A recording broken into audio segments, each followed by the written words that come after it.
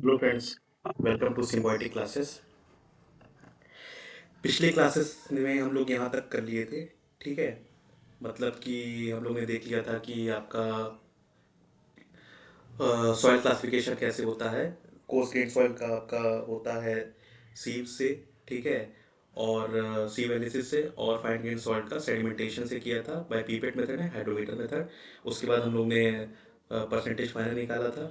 उसके बाद फिर आपका D60 D10 ये सब निकाला था, कोफिशिएंट ऑफ यूनिफॉर्मिटी और कोफिशिएंट ऑफ कर्वेचर। यहाँ तक क्लास खत्म कर लिया था। इसके पहले दो इसी प्लेलिस्ट में सॉइल मैकेनिक्स में दो आपके वीडियोस अपलोडेड है, ठीक है, आप देख सकते हैं। उसके बाद हम लोग को शुरू करना है कंसिस्टेंसी ऑफ सॉइल से। ठीक है, तो चलिए शुरू करते हैं यहाँ से। ठीक है, तो सबसे पहली बात है कि कंसिस्टेंसी ऑफ सॉइल होता क्या है। ठीक है, बहुत अच्छे से पढ़ेंगे एकदम प्रैक्टिकल वे में। कंसिस्टेंसी ऑफ सॉइल होता क्या है? Consistency is the strength with which soil materials are held together और the resistance of soil to deform and rupture.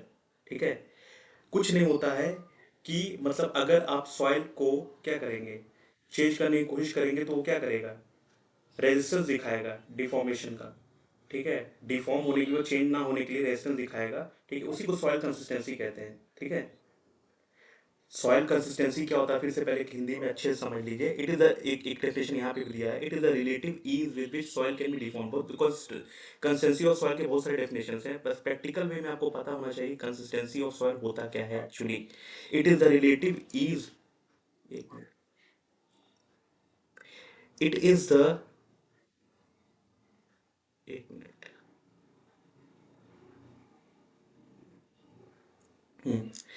It is the relative ease with which soil can be deformed. ठीक है, कितने आसानी से soil को हम उसका structure change कर सकते हैं। ठीक है, this term is generally use for fine grain soil in which it is related with large water content. It is also signifies degree of फॉर्मनेस of soil water. ठीक है, it is also signifies degree of फॉर्मनेस of soil which, आगे पढ़ेंगे, which may be stated as soft, stiff, hard. It indirectly relates with the strength of soil.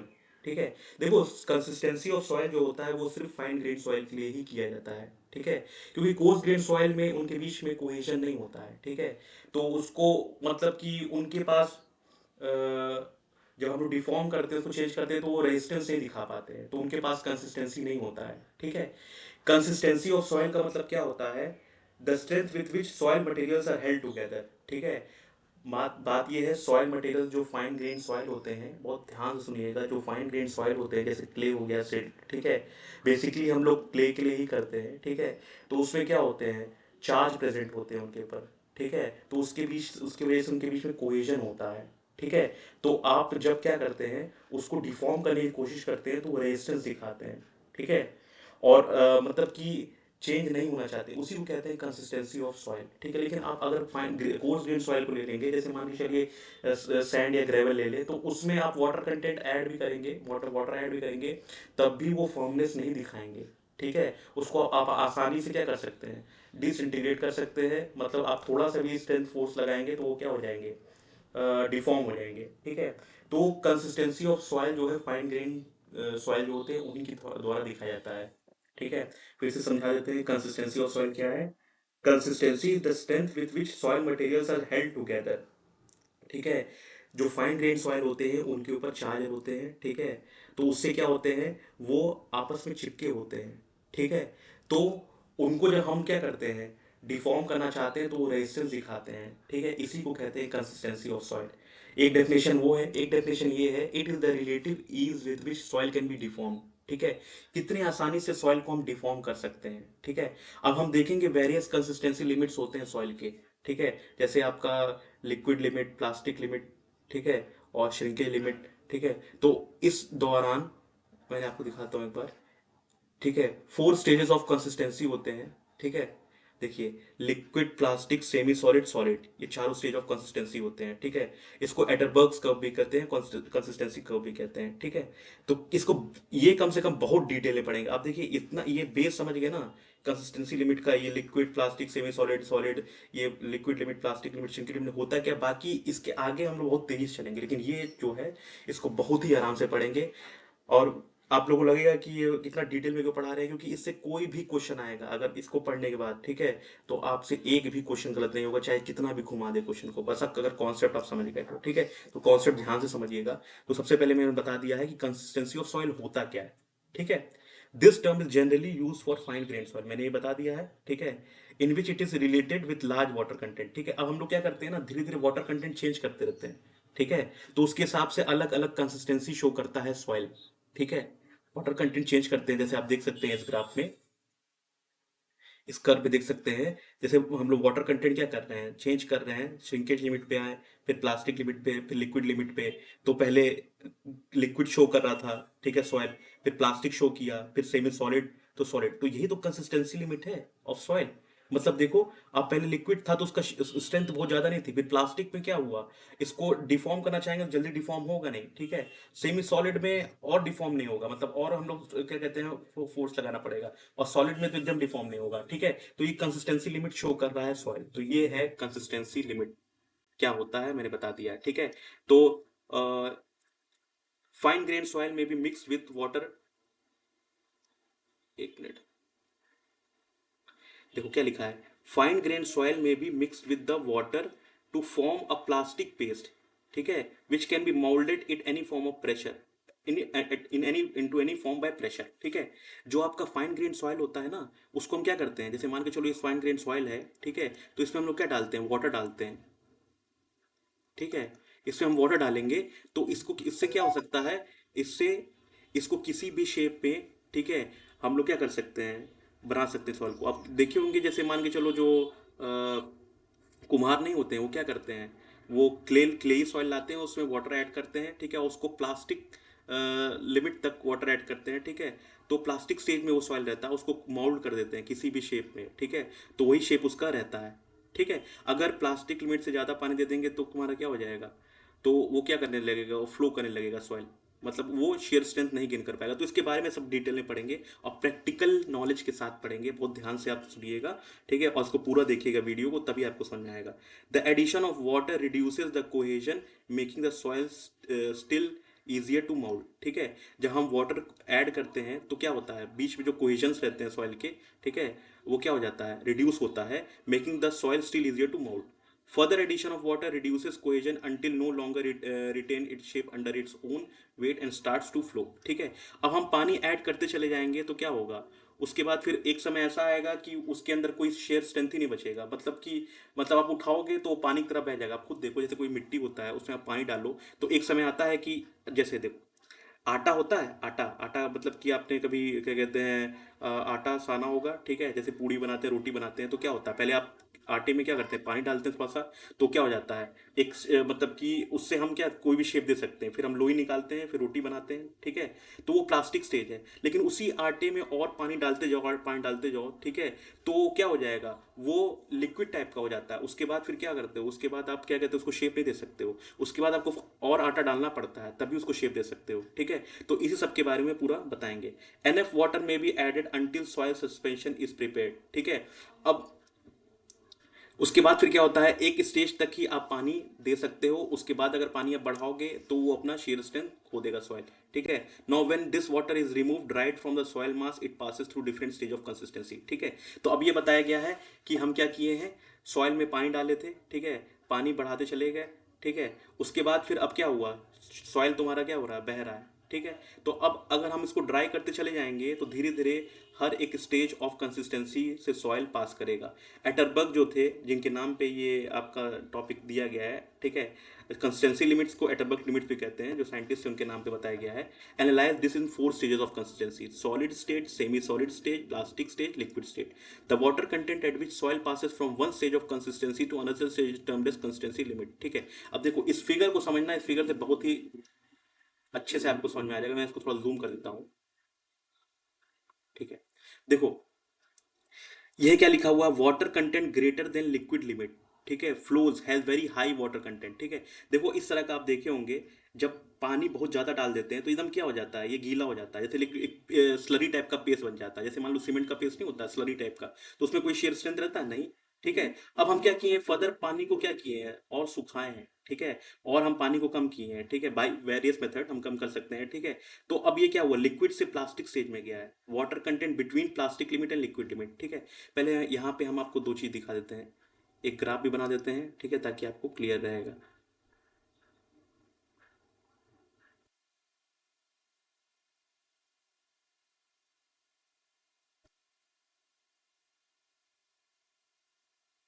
ये होता है shrinkage limit, ठीक है, ये प्लास्टिक लिमिट,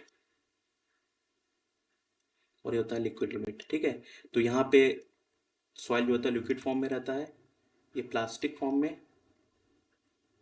और यहाँ पे आपका सेमी सॉलिड, और ये सॉलिड, और इधर आपका वॉल्यूम रहता है। अभी सब बहुत कुछ डिटेल में बताएंगे, इस तरह कोई नहीं पढ़ाया होगा, ठीक है। मतलब कि आपको प्रैक्टिकल नॉलेज मिल जाएगा, आप एक बार पढ़ के देखिएगा, ठीक है, थोड़ा टाइम दीजिएगा, अच्छे से पढ़िएगा। देखो यहाँ पे क्या है, सबसे पहले ये स्टेज की बात हो रही है, ये वाली स्टेज की, ठीक है। यहाँ पे क्या है, वाटर कंटेंट बड़ा है, ज्यादा है लिक्विड लिमिट से, ठीक है, ये देखो लिक्विड लिमिट है, तो वाटर कंटेंट मतलब कि इस तरफ है, ठीक है, मतलब पानी ज्यादा है लिक्विड लिमिट से, तो एकदम स्लरी फॉर्म हुआ है, तो क्या यहाँ पे कोई शेयर स्ट्रेंथ होगा, अभी हम लोग सब पढ़ेंगे लिक्विड लिमिट प्लास्टिक लिमिट सबके बारे में, तो नहीं होगा ये। जैसे मान लो आप आटे में बहुत ज़्यादा पानी डाल दो, उस तरह का केस है, ठीक है। अब हम क्या किए हैं, ओवन ड्राई करके या जैसे भी ड्राई करके लिक्विड को और क्या किया, वाटर थोड़ा सा और रिमूव किए हैं, तो सॉइल क्या करता है, लिक्विड लिमिट से प्लास्टिक इस रेंज में आता है, ठीक है। अब जैसे ही आप सॉइल में लिक्विड लिमिट से ये जो है इससे पास करके इस स्टेज में आएंगे, तो सॉइल जो है प्लास्टिक स्टेज में आ जाएगा। ये लिक्विड स्टेज में सॉइल था, अब हम वाटर कंटेंट क्या कर दिए, घटा दिए बाय ओवन ड्राइंग मेथड और या और भी तरीके से, ठीक है। तो सॉइल जो है लिक्विड स्टेज से प्लास्टिक स्टेज में आ गया। अब देखो यहाँ पे थोड़ा सा क्या पानी कम हो गया, दिख रहा है ना, थोड़ा सा पानी कम हो गया है। Water content between plastic limit and liquid limit, देखो अब वाटर कंटेंट इसके बीच में है, प्लास्टिक लिमिट और लिक्विड लिमिट के बीच में है, ठीक है। Retain shape deforms retain shape, ठीक है। तो यहाँ पे क्या करते हैं, इसको डिफॉर्म करते हैं लेकिन शेप को रिटेन करता है, जब हम डिफॉर्म करने की कोशिश करते हैं तो शेप को क्या करता है, रिटेन करता है, ठीक है। अब उसके बाद फिर क्या होता है, अब हम और पानी घटा दिए, ठीक है, तो अब हम प्लास्टिक स्टेज से सेमी सॉलिड स्टेज में आ गए, देखो सेमी सॉलिड स्टेज, अब देखो ये इस तरह का दिख रहा है, हल्का हल्का और पानी हटा दिए, तो ये थोड़ा सा और सूखा हो गया। Water content between shrinkage limit and plastic limit, अब देखो वाटर कंटेंट इसके बीच में है, श्रिंकेज लिमिट ये है आपका और प्लास्टिक लिमिट ये है, तो वाटर कंटेंट इसके बीच में है, तो किस स्टेज में सॉइल है, सेमी सॉलिड स्टेज में है, ठीक है। और सॉलिड स्टेज में वाटर कंटेंट श्रिंकेज लिमिट, ठीक है। अब वाटर कंटेंट एकदम श्रिंकेज लिमिट के पास है, यहाँ पे वाटर कंटेंट, ठीक है। तो अब क्या है, रिजिड नो डिफॉर्मेशन, ठीक है, एकदम सॉलिड स्टेज में। अब जो सॉइल आ गया वो सॉलिड स्टेज में, देखो एकदम सूखा मिट्टी हो गया, ठीक है। तो इन्हीं सब के बारे में हमें पढ़ना है, यही होता है हमारा कंसिस्टेंसी ऑफ सॉइल, ठीक है। वेरियस स्टेजेस ऑफ कंसिस्टेंसी होते हैं, ठीक है। एक होता है लिक्विड स्टेज, एक होता है प्लास्टिक स्टेज, एक होता है सेमी सॉलिड स्टेज, और एक होता है सॉलिड स्टेज, ठीक है। इसी को कहते हैं कंसिस्टेंसी लिमिट, ठीक है।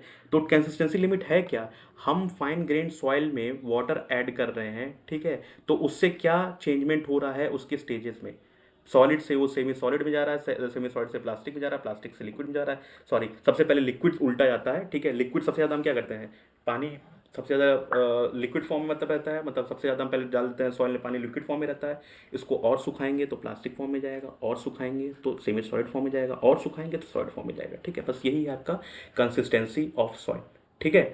अब देखना ये क्यों पढ़ रहे हैं हम लोग, क्यों इंपॉर्टेंट है, इसलिए पढ़ रहे हैं क्योंकि हमें पता होना चाहिए कि हमारा जो सॉइल है, ठीक है, जो हम स्ट्रक्चर के लिए यूज़ कर रहे हैं, वो किस स्टेज ऑफ कंसिस्टेंसी में है इस समय फिलहाल, ठीक है।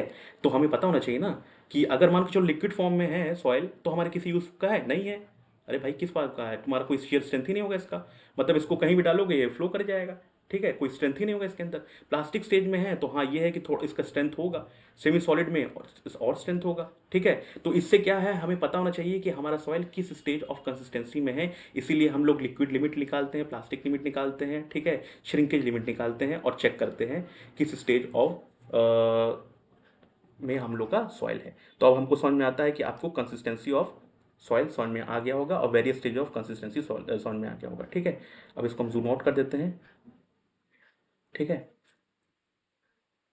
तो ठीक है, अब एक बार आप देख लो, अब समझ में आ जाएगा आपको और बहुत अच्छे से कि कंसिस्टेंसी ऑफ सॉइल क्या बोला था, it is the relative ease with with soil can be deform. ठीक है, कितने आसानी से सॉइल को डिफॉर्म कर सकते हैं, एक डेफिनेशन ये है। दूसरा डेफिनेशन क्या है कि the strength with which soil materials are held together. ठीक है, किस स्ट्रेंथ से सॉइल मटेरियल्स, ठीक है, हेल्ड मतलब आपस में बंधे रहते हैं, और the resistance of soil to deform and rupture. ठीक है, अब ये सब हम बता दिए हैं। It also signifies degree of firmness of soil. ठीक है, ये भी बताता है, may be stated as soft, देखो सॉफ्ट था सॉइल, स्टिफ था, हार्ड था, सब बताता है। ठीक है, अब फाइन ग्रेन सॉइल में ही mix with water to form plastic paste which can be moulded into any form of pressure.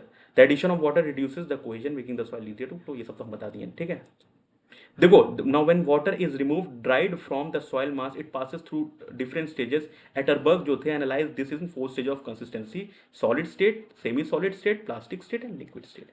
The water content at which soil passes from one stage of consistency to another stage is termed as consistency limit, और इसी को एटरबर्ग limit कहते हैं। अब हमें लगता है कि आपको क्लियर हो गया होगा बहुत अच्छे तरीके से कि कंसिस्टेंसी लिमिट्स होता क्या है, और ये किस किस स्टेज से होके पास जाता है, और कैसे कैसे जाता है प्रैक्टिकली। ठीक है, वैसे थ्योरेटिकली सब लोग समझाते हैं। ठीक है, अब आता है consistency curve at a limit, ये मैंने पहले ही बता दिया है, एक बार यहाँ पे बता देते हैं। ठीक है, और बहुत अच्छे से, इस तरह से कोई नहीं बताया होगा। ठीक है, देखो हम क्या कर रहे हैं, ये तुम्हारा सबसे पहले पानी हम क्या कर दिए थे, जैसे मान के चलो सबसे जो पहला फिगर था मैंने दिखाया था। ठीक है, ये जो था इसमें पानी आपका ये आपका सॉइल सॉलिड्स है, जैसे मान के चलो सॉइल सॉलिड्स, और इसमें पानी पूरा भरा हुआ है। ठीक है, एक्सेसिव पानी था, मतलब जितने सॉइल सॉलिड्स नहीं है उससे ज़्यादा था। ठीक है, तो ये जो रहता है ना, लिक्विड स्टेज, प्लास्टिक स्टेज और सेमी सॉलिड स्टेज, ठीक है, ये सुपर सैचुरेटेड स्टेज में रहते हैं सब। सुपर सैचुरेटेड स्टेज, इसको हम लोग एस इज इक्वल टू ऐसे भी कहते हैं, वन स्टार लगा के। इसका क्या मतलब हुआ कि जितने वॉइड्स हैं, ठीक है, उसमें तो पानी है ही और उससे ज़्यादा भी पानी है। ठीक है, उससे ज़्यादा भी पानी है। जैसे मान के चलो, देखो एस की वैल्यू वन से बड़ी नहीं हो सकती, सेचुरेशन की वैल्यू ग्रेटर देन वन नहीं हो सकती, एस की वैल्यू वन ही रहती है। लेकिन होता क्या है, जब वॉइड्स भर जाते हैं पानी से, ठीक है, उसके बाद फिर उसके ऊपर भी क्या हो जाता है, जैसे मान के चलो ये आपके सॉइल पार्टिकल्स हैं। ठीक है, तो ये वॉइड से भरे, उसे पानी से भरे हुए हैं पूरा। ठीक है, लेकिन सुपर सैचुरेटेड स्टेज में जब वॉइड भर जाते हैं तो वॉइड्स के ऊपर भी पानी भरता है। तो इससे क्या एस चेंज होगा नहीं, एस की वैल्यू वन ही रहती है, लेकिन इसके ऊपर पोर प्रेशर और बढ़ जाता है। जो पोर प्रेशर है और बढ़ जाता है सॉइल सॉलिड के ऊपर, उतना हम लोगों ने पढ़ना है डिटेल में, बस इतना आपको याद रखना है कि एस की वैल्यू वन रहती है और ये सुपर सैचुरेटेड स्टेट में रहते हैं। अब हम देखो क्या कर रहे हैं, ये पूरा इस कर्व को समझा रहे हैं क्योंकि कर्व बहुत इंपॉर्टेंट है। ठीक है, अब देखो हम लोग समझ लिए कि लिक्विड स्टेज था। ठीक है, लिक्विड स्टेज कब होता है, जब आपका वाटर कंटेंट क्या होता है, लिक्विड लिमिट से ज़्यादा होता है। ठीक है, तो लिक्विड लिमिट क्या होता है, मिनिमम वाटर कंटेंट होता है at which soil passes from liquid stage to plastic stage. देखो इसी वाटर कंटेंट पे सॉइल जो है लिक्विड से प्लास्टिक स्टेज में पास हो रहा है। ठीक है, प्लास्टिक लिमिट क्या है, minimum water content at which soil passes from plastic stage to semi solid stage. ठीक है, और श्रिंकेज लिमिट क्या है, minimum water content at which soil passes from semi solid to solid stage.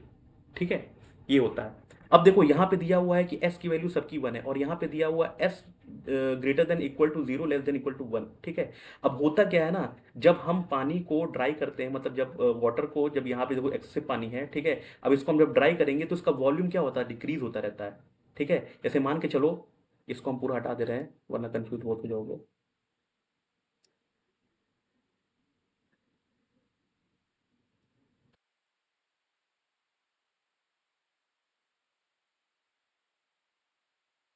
अगर आप लोगों को कॉन्सेप्ट समझ में आता है तो इसको प्लीज़ फॉरवर्ड करिएगा। ठीक है, और लोगों तक पहुंचाइएगा। ठीक है, और लाइक सब्सक्राइब करिएगा। ठीक है, तो उससे क्या होता है कि और वीडियो बनाने का मन करता है, मतलब देखते ना कि आदमी, हाँ चलो ठीक है, कोई लोग पसंद आ रहा है तो फिर और, क्योंकि टाइम लगता है, मेहनत लगता है बनाने में सब। ठीक है, हाँ, तो अब देखो हो क्या रहा है कि जैसे जैसे हम वाटर कंटेंट को क्या कर रहे हैं, घटा रहे हैं। ठीक है, ये वाटर कंटेंट ही तो है एक्स एक्सिस पे, और वाई एक्सिस पे क्या है, वॉल्यूम है। ठीक है, तो लिक्विड लिमिट पे हमारा जो वॉल्यूम था वो ये था, देखो। अब हम क्या किए, इधर की तरफ जा रहे हैं और हम वाटर कंटेंट घटाए, तो लिक्विड स्टेज से प्लास्टिक स्टेज में आ गया। तो अब जब प्लास्टिक स्टेज में आया तो वॉल्यूम क्या हो रहा है, घटते चला जा रहा है। तो वॉल्यूम घट क्यों रहा है? वॉल्यूम इसलिए घट रहा है क्योंकि अगर मान के चलिए आपका ये सॉइल सॉलिड्स है, ठीक है,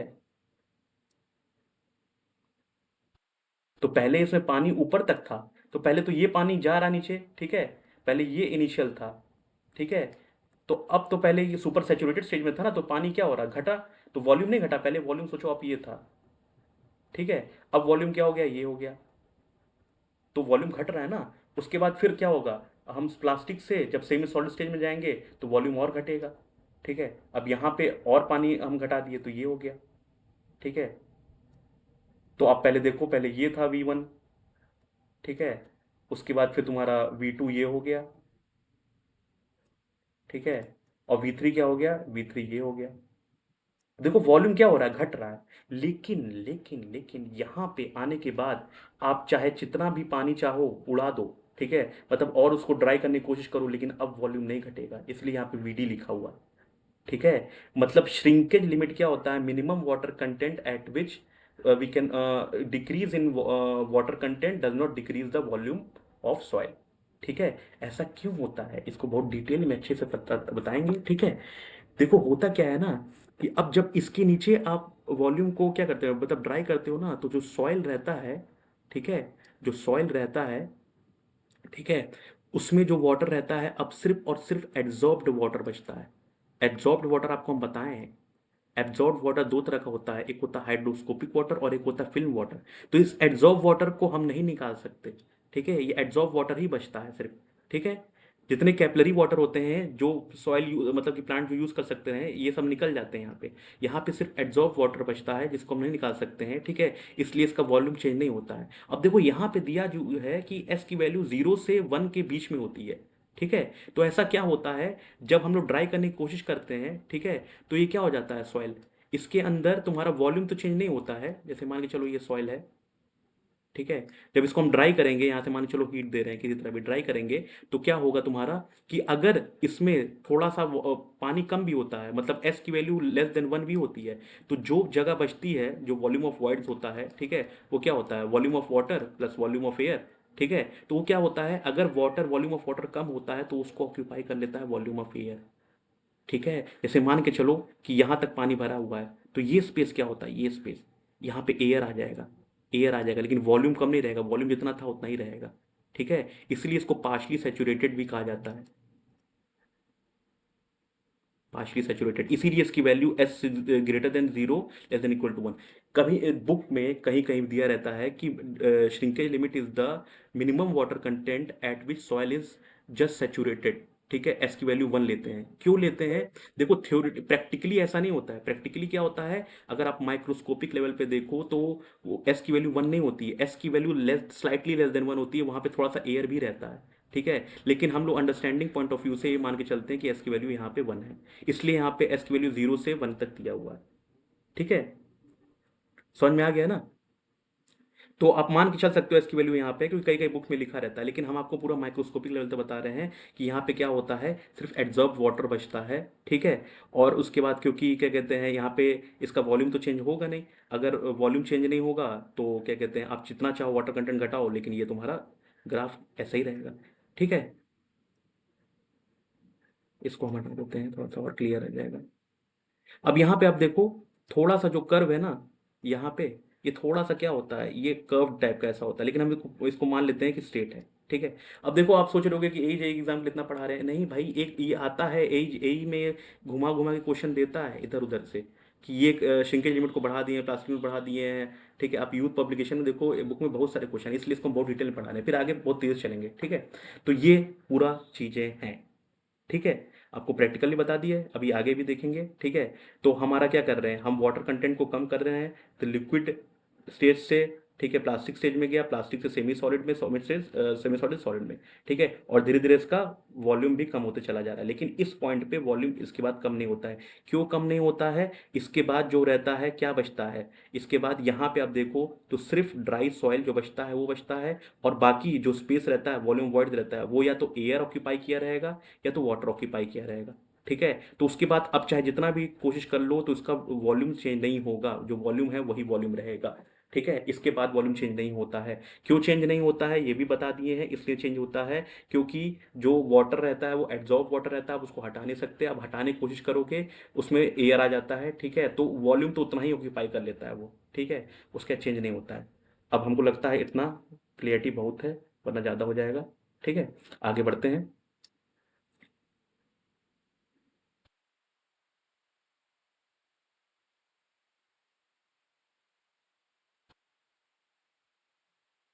देखो, if soil is partially saturated any change in water content does not leads to change in its volume of void, volume of soil E और एन, ठीक है। अब देखो यहाँ बोला भी हुआ है कि अगर सॉइल पार्शली सैचुरेटेड है, ठीक है, अगर सॉइल पार्शली सैचुरेटेड है, ठीक है, ये बोला हुआ है ना, देख लो, if soil is partially saturated, एक minute,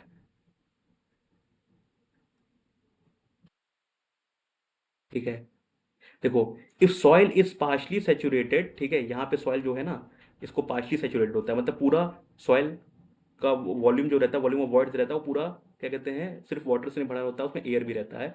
any change in water content, ठीक है, ऐसा मत सोचो कि पार्शली सैचुरेटेड है तो उसमें वॉल्यूम ऑफ वॉइड्स क्या खाली होगा थोड़ा बहुत, ठीक है, तो हम वाटर कंटेंट को ऊंचा नीचे करेंगे तो तुम्हारा वॉल्यूम चेंज होगा, नहीं चेंज होता है, does not lead to change in its volume of voids, ठीक है।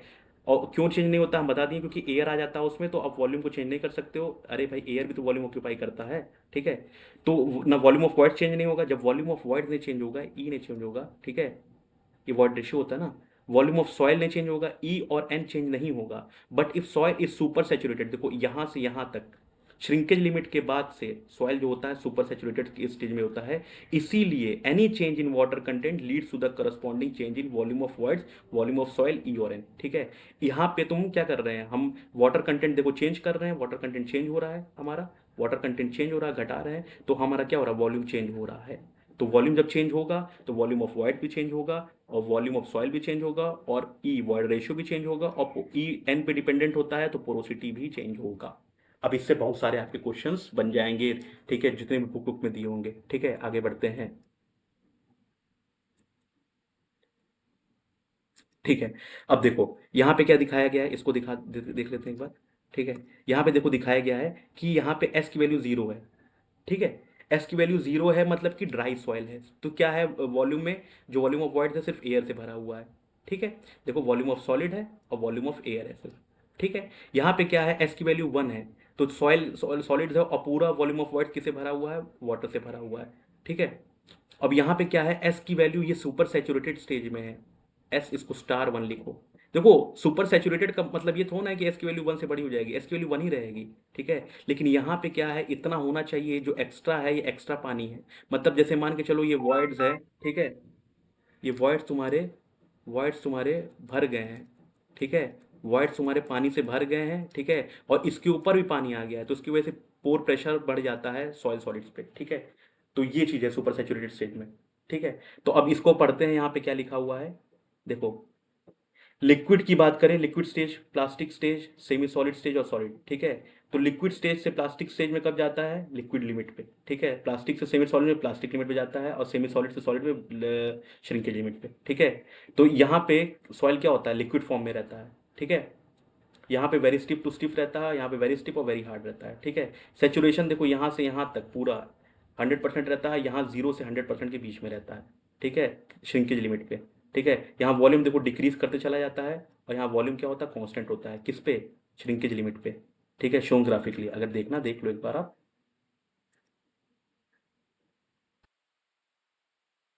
देख लो यहाँ पे क्या कर रहा है, अपना वॉल्यूम डिक्रीज कर रहा है, लेकिन श्रिंकेज लिमिट पे वॉल्यूम कांस्टेंट है, ठीक है। और यहाँ पे तुम्हारा लिक्विड से प्लास्टिक स्टेज में, लिक्विड लिक्विड लिमिट से ही तुम्हारा क्या होता है, लिक्विड लिमिट जो होता है वो मिनिमम वाटर कंटेंट होता है at which soil changes from liquid stage to plastic stage, ठीक है। Plastic limit minimum water content होता है at which soil changes from plastic stage to semi solid stage, और श्रिंकेज लिमिट तुम्हारा minimum water content होता है at which soil changes from semi solid stage to solid stage, ठीक है। हमको लगता है अच्छे से क्लियर हो गया होगा, ठीक है, आगे बढ़ते हैं। अब कोई भी क्वेश्चन करना, अब मजा आएगा, ठीक है। अब अगर देखो, अगर आप शेयर स्ट्रेन के, अगर शेयर के बारे में थोड़ा बहुत भी जानते हो, सोम वोम पढ़े हो, ठीक है, तो देखो यहाँ पे जब लिक्विड स्टेज में रहता है ना सॉइल, ठीक है, तो जब हम स्ट्रेस बढ़ाते हैं मतलब उसके ऊपर प्रेशर बनाएंगे वो तुरंत ही बह जाएगा वो, ठीक है, वो कोई भी डिफ मतलब कि अपना बचाव नहीं कर पाएगा। जो भी हम चेंजमेंट करना चाहेंगे वो तुरंत क्या, हल्का सा तुम्हारा क्या क्या शेयर स्ट्रेस लगा है, जैसे लिक्विड नहीं होता है, लिक्विड पानी पे हल्का सा शेयर स्ट्रेस लगाते हो तुरंत क्या होता है, आगे चला जाता है। तो उसी तरह वो सॉइल भी चला जाएगा, ठीक है, लिक्विड स्टेज पे, क्योंकि उसमें क्या होता है वो लिक्विड ही फॉर्म में रहता है। तो देखो हम शेयर स्ट्रेस बढ़ा रहे हैं, थोड़ा सा शेयर स्ट्रेस लगा है और शेयर स्ट्रेन तुम्हारा इतना आ गया, ठीक है। लेकिन तुम्हारा प्लास्टिक स्टेज पे देखो क्या होता है तुम्हारा, हम थोड़ा सा शीयर स्ट्रेस, हमको शीयर स्ट्रेस और लगाना पड़ता है तब जाके वो क्या होता है उसका चेंजमेंट आता है। और सॉलिड और सेमी सॉलिड स्टेज में देखो क्या होता है कि हम शीयर स्ट्रेस बहुत ज़्यादा लगाना पड़ता है तब जाके उसके अंदर हल्का सा शीयर स्ट्रेन आता है, ठीक है। तो ये तुम्हारा शीयर स्ट्रेस शीयर स्ट्रेन में भी रिलेशन है, ठीक है। अब आते हैं हम लोग जो जो पढ़े हैं, अब हम लोग जल्दी जल्दी चलेंगे क्योंकि हम लोग सब पढ़ चुके हैं, ठीक है। देखो कंसिस्टेंसी एट बल्क लिमिट हम लोग पढ़ चुके हैं, लिक्विड लिमिट क्या होता है, देखो लिखा भी हुआ है, it is defined as the minimum water content at which soil has tendencies to flow, ठीक है। Minimum water content, liquid limit क्या है देख लो, minimum water content at which soil has tendency to flow. इसी ग्राफ से सब clear हो जाएगा, देखो लिक्विड लिमिट क्या है, मिनिमम वाटर कंटेंट, ठीक है। इसी लिक्विड लिमिट पे ही चेंज कर देते हैं कलर। अब देखो लिक्विड लिमिट पे ही मिनिमम वाटर कंटेंट है, ठीक है। इससे ये तो वाटर कंटेंट ज़्यादा, ये मिनिमम है, इससे हल्का सा भी आप इधर जाओगे ना तो आप किधर चले जाओगे, प्लास्टिक से में चले जाओगे। तो ये मिनिमम वाटर कंटेंट है at which soil has tendency to flow, देखो लिक्विड स्टेज में है ना, इसकी तरफ इस तरफ जो है सॉइल जो है लिक्विड स्टेज में है, ठीक है। वैसे ही प्लास्टिक लिमिट क्या होता है, minimum water content at which soil passes from plastic stage to semi solid stage, ठीक है। या तो ऐसा कह सकते हो minimum water content at which soil is in plastic stage, ठीक है। तो सारा डेफिनेशन सारा जितना कॉन्सेप्ट है इसी ग्राफ से निकला, ठीक है। एक मिनट एक मिनट। हेलो। हाँ हाँ हाँ, है छत पे।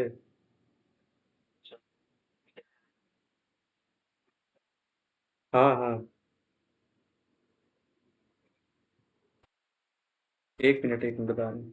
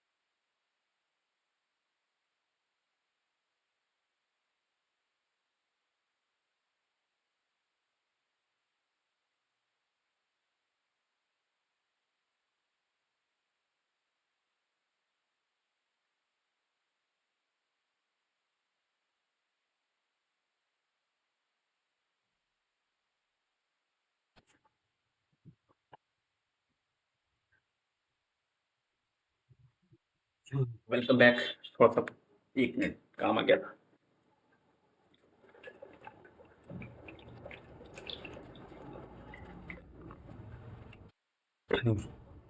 तो आपको मेरे ख्याल से ये सारा कॉन्सेप्ट क्लियर हो गया होगा क्या है क्या चीज़ नहीं है, ठीक है।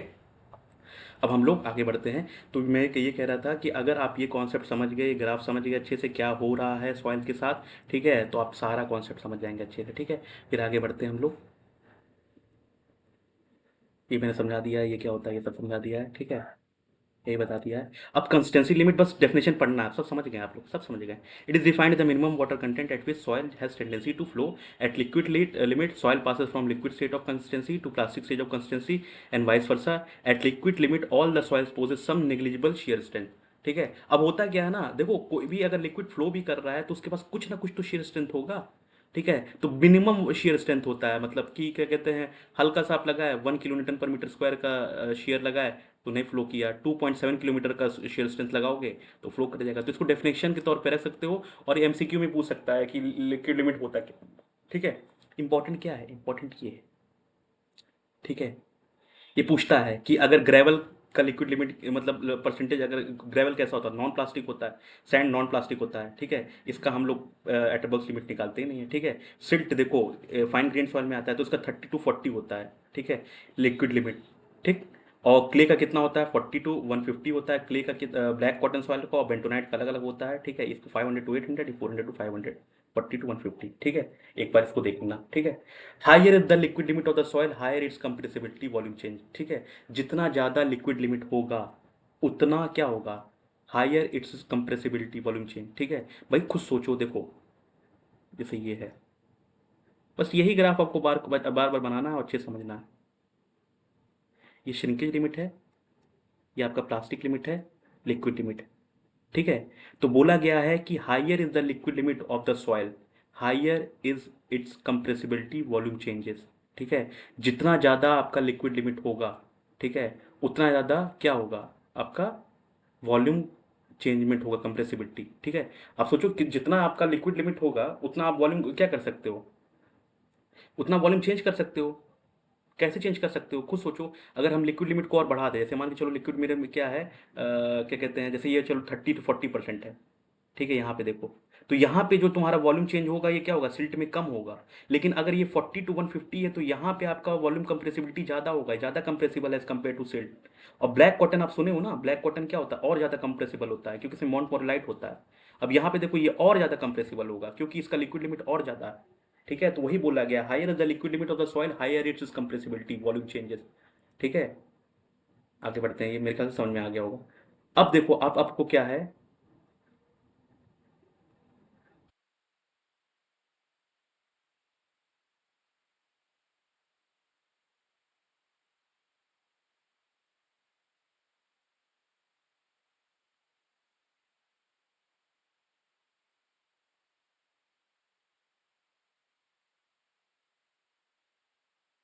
एक मिनट।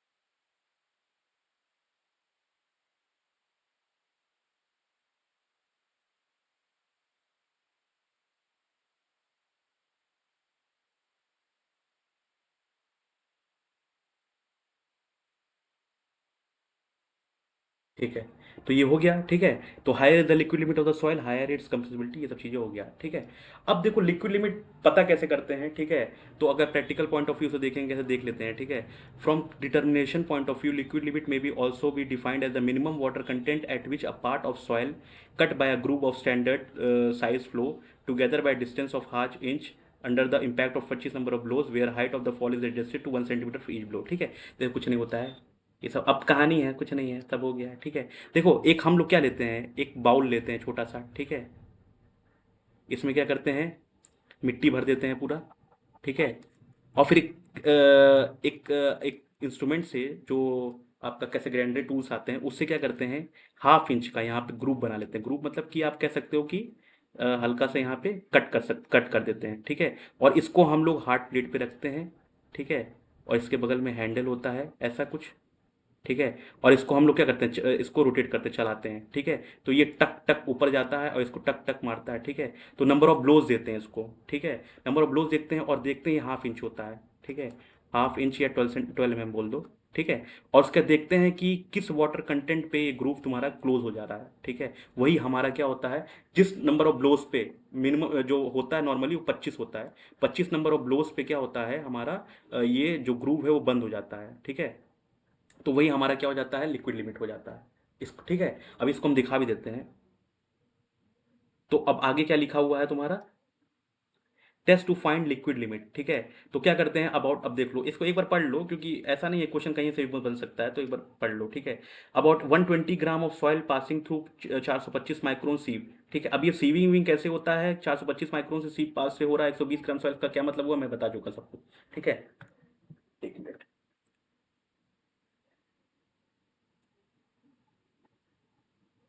ठीक है, तो अ portion of soil is placed in the cup and a group of standard side is made, ठीक है। तो वही हम बताए हैं आपको, एक ऐसा कप टाइप का शेप रहता है, ठीक है। 120 ग्राम सॉइल लेते हैं जो कि कहाँ से पास हुआ है, 425 माइक्रोन सीव से पास हुआ है।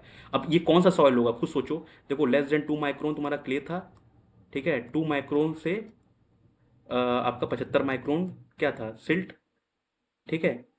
75 माइक्रोन से 4.75 mm आपका क्या था, क्ले सिल्ट सैंड, ठीक है। तो मतलब 425 माइक्रोन से पास हुआ है, ठीक है। तो क्या होगा, तो वो तुम्हारा फाइन ग्रेन सॉइल ही होगा ना, ठीक है, कोर्स ग्रेन सॉइल थोड़ा ना होगा।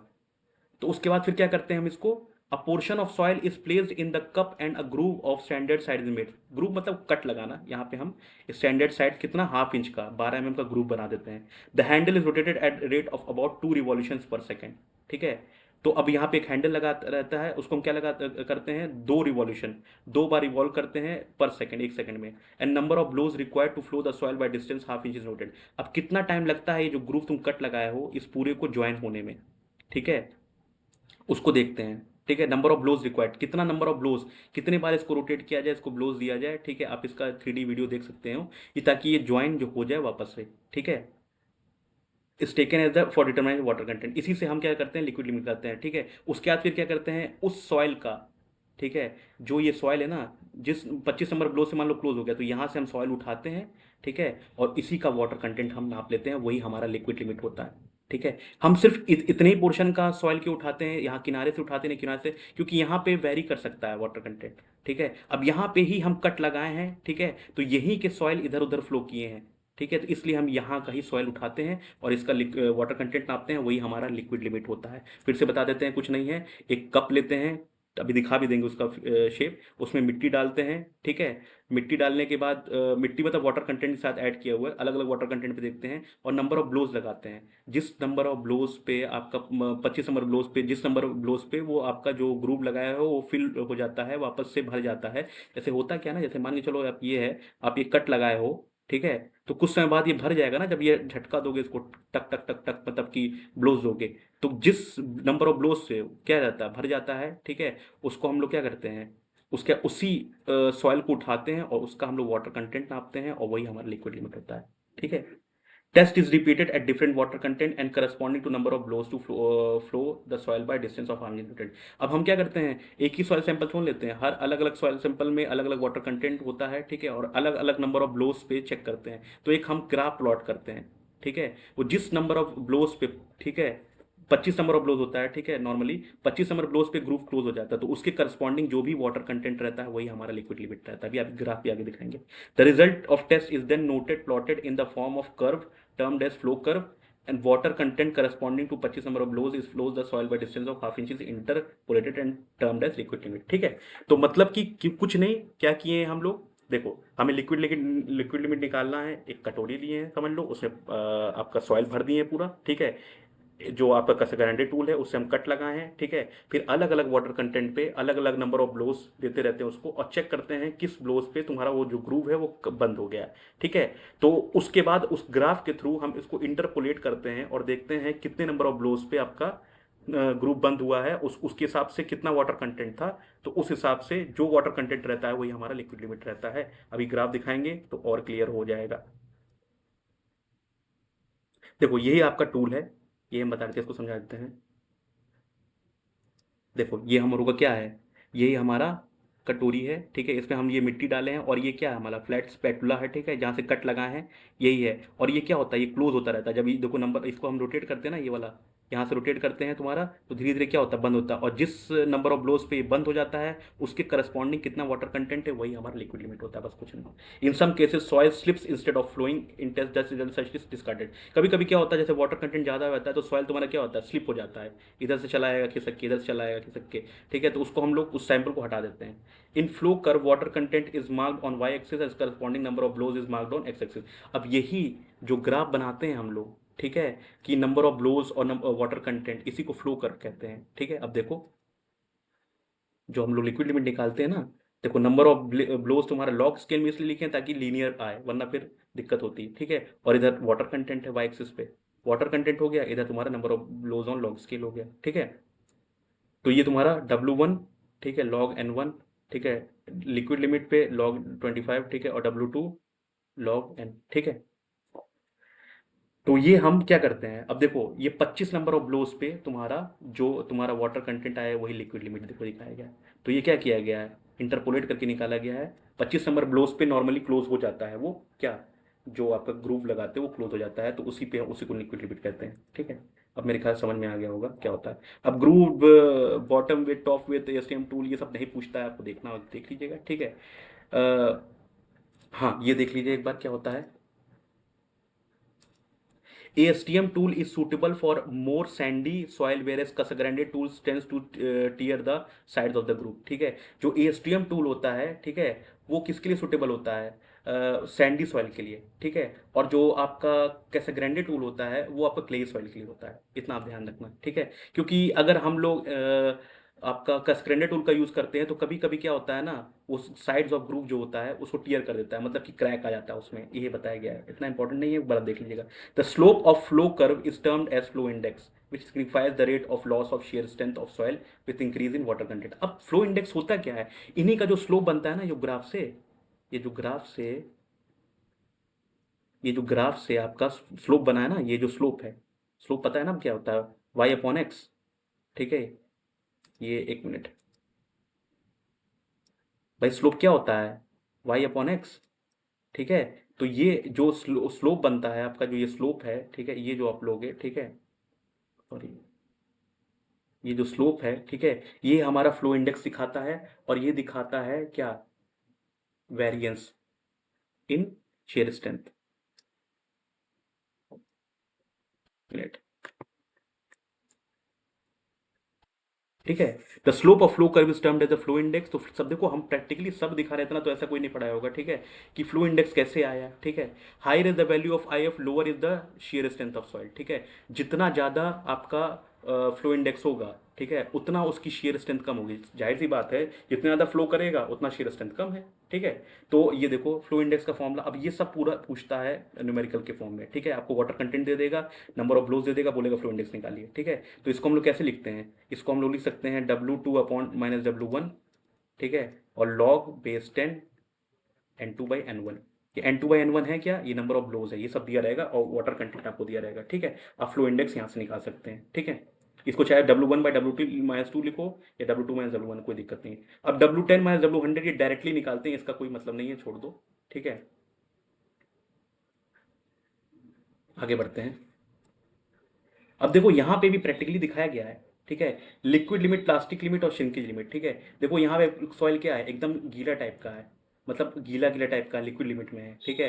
जब प्लास्टिक में आता है तो थोड़ा सा क्या होता है, हल्का सूखा हो जाता है, ठीक है। और जब श्रिंकेज लिमिट में आ जाएगा तो सॉइल एकदम ड्राई हो जाएगा, ठीक है। तो ये क्रैक्स देख रहे हो आप, ठीक है। अब यहाँ पे इसकी वॉल्यूम चेंज नहीं हो सकती, क्रैक्स में एयर आ जाता है, इसीलिए इसकी वॉल्यूम चेंज नहीं होती है, ठीक है। तो अब देखो ये क्या है, ये लिक्विड लिमिट, ये प्लास्टिक लिमिट, सॉरी यहाँ पे तो तीन बन नहीं पाएगा, ये श्रिंकेज लिमिट होता है, ये प्लास्टिक लिमिट होता है, लिक्विड लिमिट कहीं यहाँ पे होगा, ठीक है। तो तुम्हारा क्या है, आपको प्रैक्टिकली दिखाया गया, आप समझा तो सब दिए ही है, ठीक है, कि क्या हो रहा है, डिक्रीज वाटर कंटेंट कर रहे हैं तो लिक्विड लिमिट से श्रिंकेज लिमिट की तरफ जा रहा है, ठीक है। यहाँ पे चार नहीं बन पाएगा, वो श्रिंकेज प्लास्टिक और वो अलग अलग स्टेज नहीं दिख पा रहा है, ठीक है, चार बनाना चाहिए था यहाँ पे। बस हम समझा दिए हैं क्या है क्या नहीं है।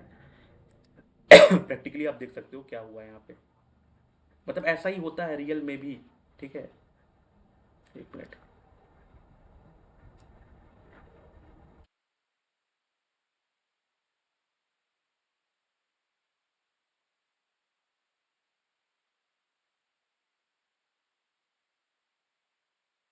ठीक है।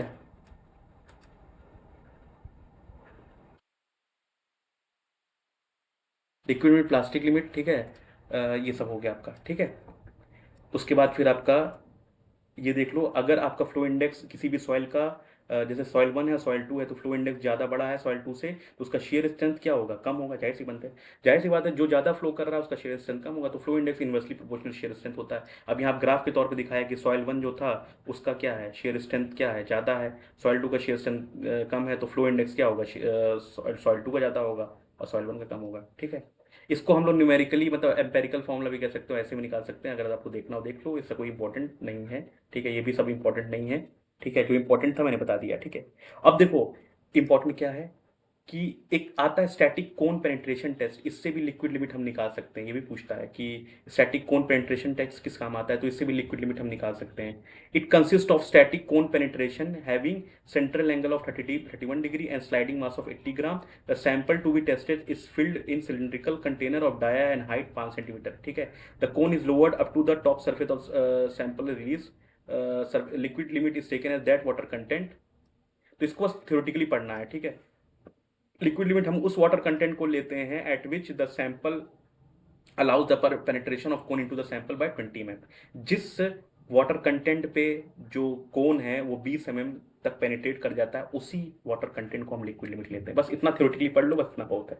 ठीक है। ये भी छोड़ दो, ये भी कोई मतलब नहीं है, मतलब स्टेट एजे के लिए। ठीक है। अब आता है प्लास्टिक लिमिट। ठीक है। तो देखो हम सब कुछ बता चुके हैं आपको, shrinkage limit, plastic limit, liquid पहले शुरुआत से ही। ठीक है। बस उसको ध्यान देना, और अगर आपको देखना भी है, ठीक है, तो क्या कहते हैं, आप देख सकते हो। अब देखो फिर यहाँ पे भी बना देते हैं वही ग्राफ। इसी ग्राफ का सब खेल है।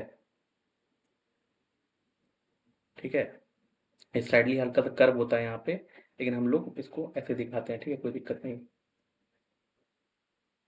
तो ये क्या था, श्रिंकेज लिमिट था। ये क्या था, प्लास्टिक लिमिट था। और ये हमारा लिक्विड लिमिट था। ठीक है। ये क्या था, प्लास्टिक, सॉरी लिक्विड स्टेज। ये क्या था, प्लास्टिक, सेमी सॉलिड और सॉलिड। ठीक है। यहाँ से यहाँ तक सॉइल किस स्टेज में है, सुपर सैचुरेटेड स्टेज में है। यहाँ पे क्या है, यहाँ से यहाँ तक, यहाँ पे s greater than equal to 0, less than equal to 1। ठीक है। ये सब समझा दिए। ठीक है। तो देखो क्या लिखा डेफिनेशन में, अब एक बार इसको समझ गए, आप डेफिनेशन आप पढ़ोगे एकदम मक्खन लगेगा। It is defined the minimum water content at which soil is in plastic stage of consistency और behaves like a plastic material. देखो प्लास्टिक लिमिट क्या होता है, ये minimum water content at which soil is in plastic stage. ठीक है। देखो इसी स्टेज मिनिमम वाटर कंटेंट है जब तक कि सॉइल क्या है, प्लास्टिक स्टेज में है।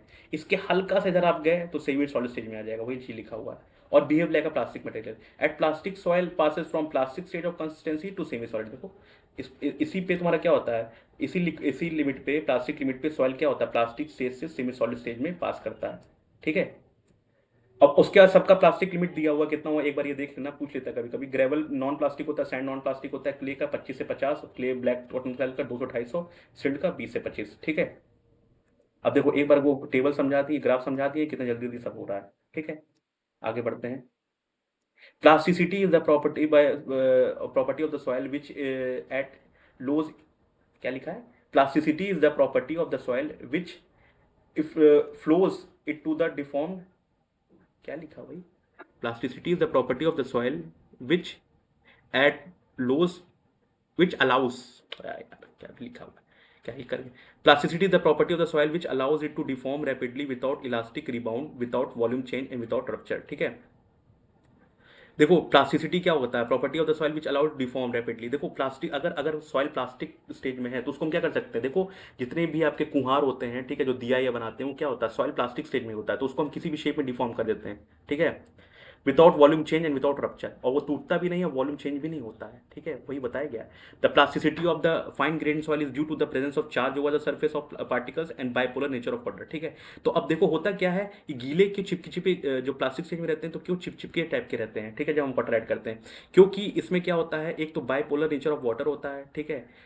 और दूसरा जो होता है वो सरफेस पार्टिकल्स होते हैं जो क्ले के, उनके वजह से क्या होता है, उनकी वजह से इनके बीच में बहुत ज़्यादा अच्छा इंटरेक्शन होता है। ठीक है।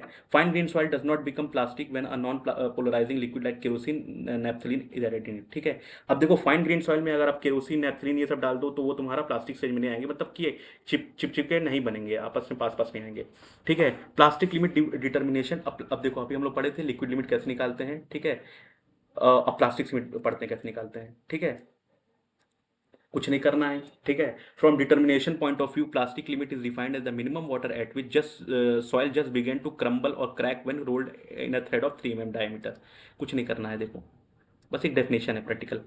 minimum water content at which soil just began to crumble or crack when rolled in a thread of 3 mm diameter। तो मान के चलो 3 mm डायमीटर का ये कोई थ्रेड है, ठीक है। अब जब इसको हाथ से आप क्या करोगे, रोल करोगे ना, तो इसके अंदर क्या हो जाएगा, मिनिमम वाटर कंटेंट, जहां पे आप इस 3 mm के डायमीटर को रोल कर रहे हो तो क्या हो जाएगा, इसके अंदर क्रैक आएगा, क्रम्बल मतलब थोड़ा टूटने लगेगा, ठीक है। उसी मिनिमम वाटर कंटेंट को प्लास्टिक लिमिट कहते हैं, ठीक है। 15 ग्राम एयर ड्राइड सैंपल आप कैसे निकालते हैं देख लो, ठीक है। 15 gram air dried sample passing through 4.2 micron, ठीक है। Sieve is mixed with sufficient amount of water, ठीक है, water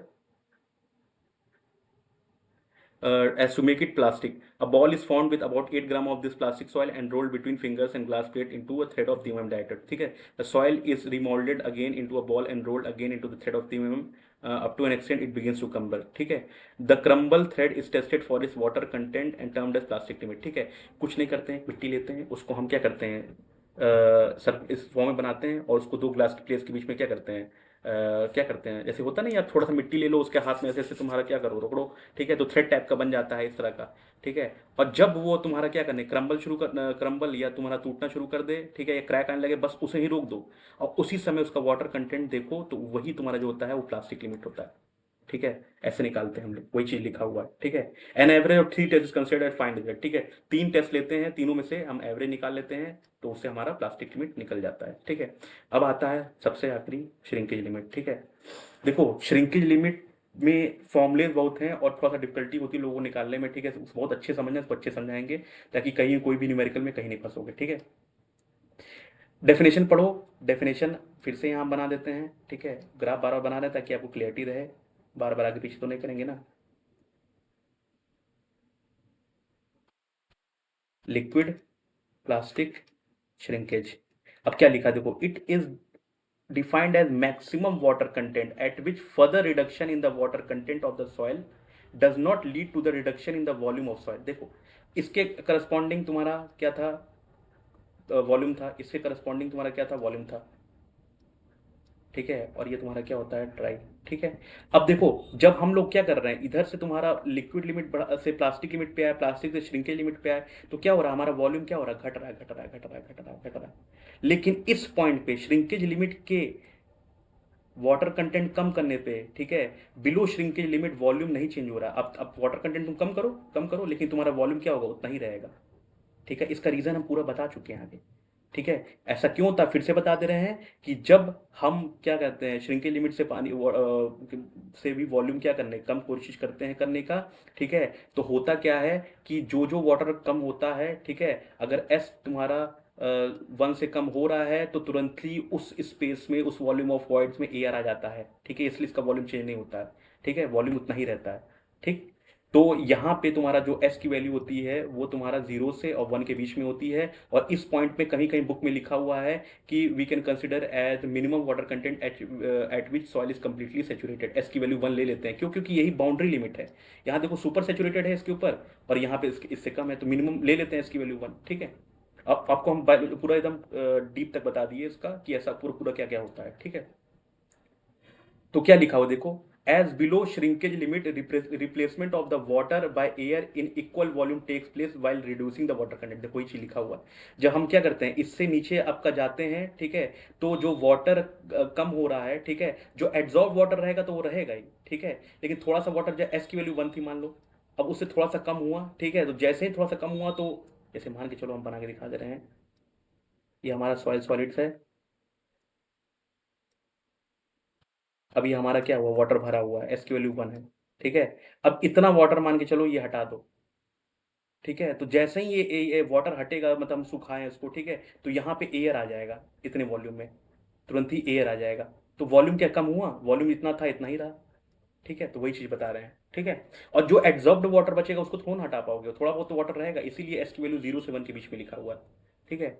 it may also be defined as minimum water content at which soil is completely saturated. देखो इसको ऐसे बोला जाता है, मिनिमम वाटर कंटेंट यहाँ पे, जहाँ पे सॉइल की वैल्यू 1 मानते हैं, लेकिन 1 होती नहीं है, लेकिन मानते हैं।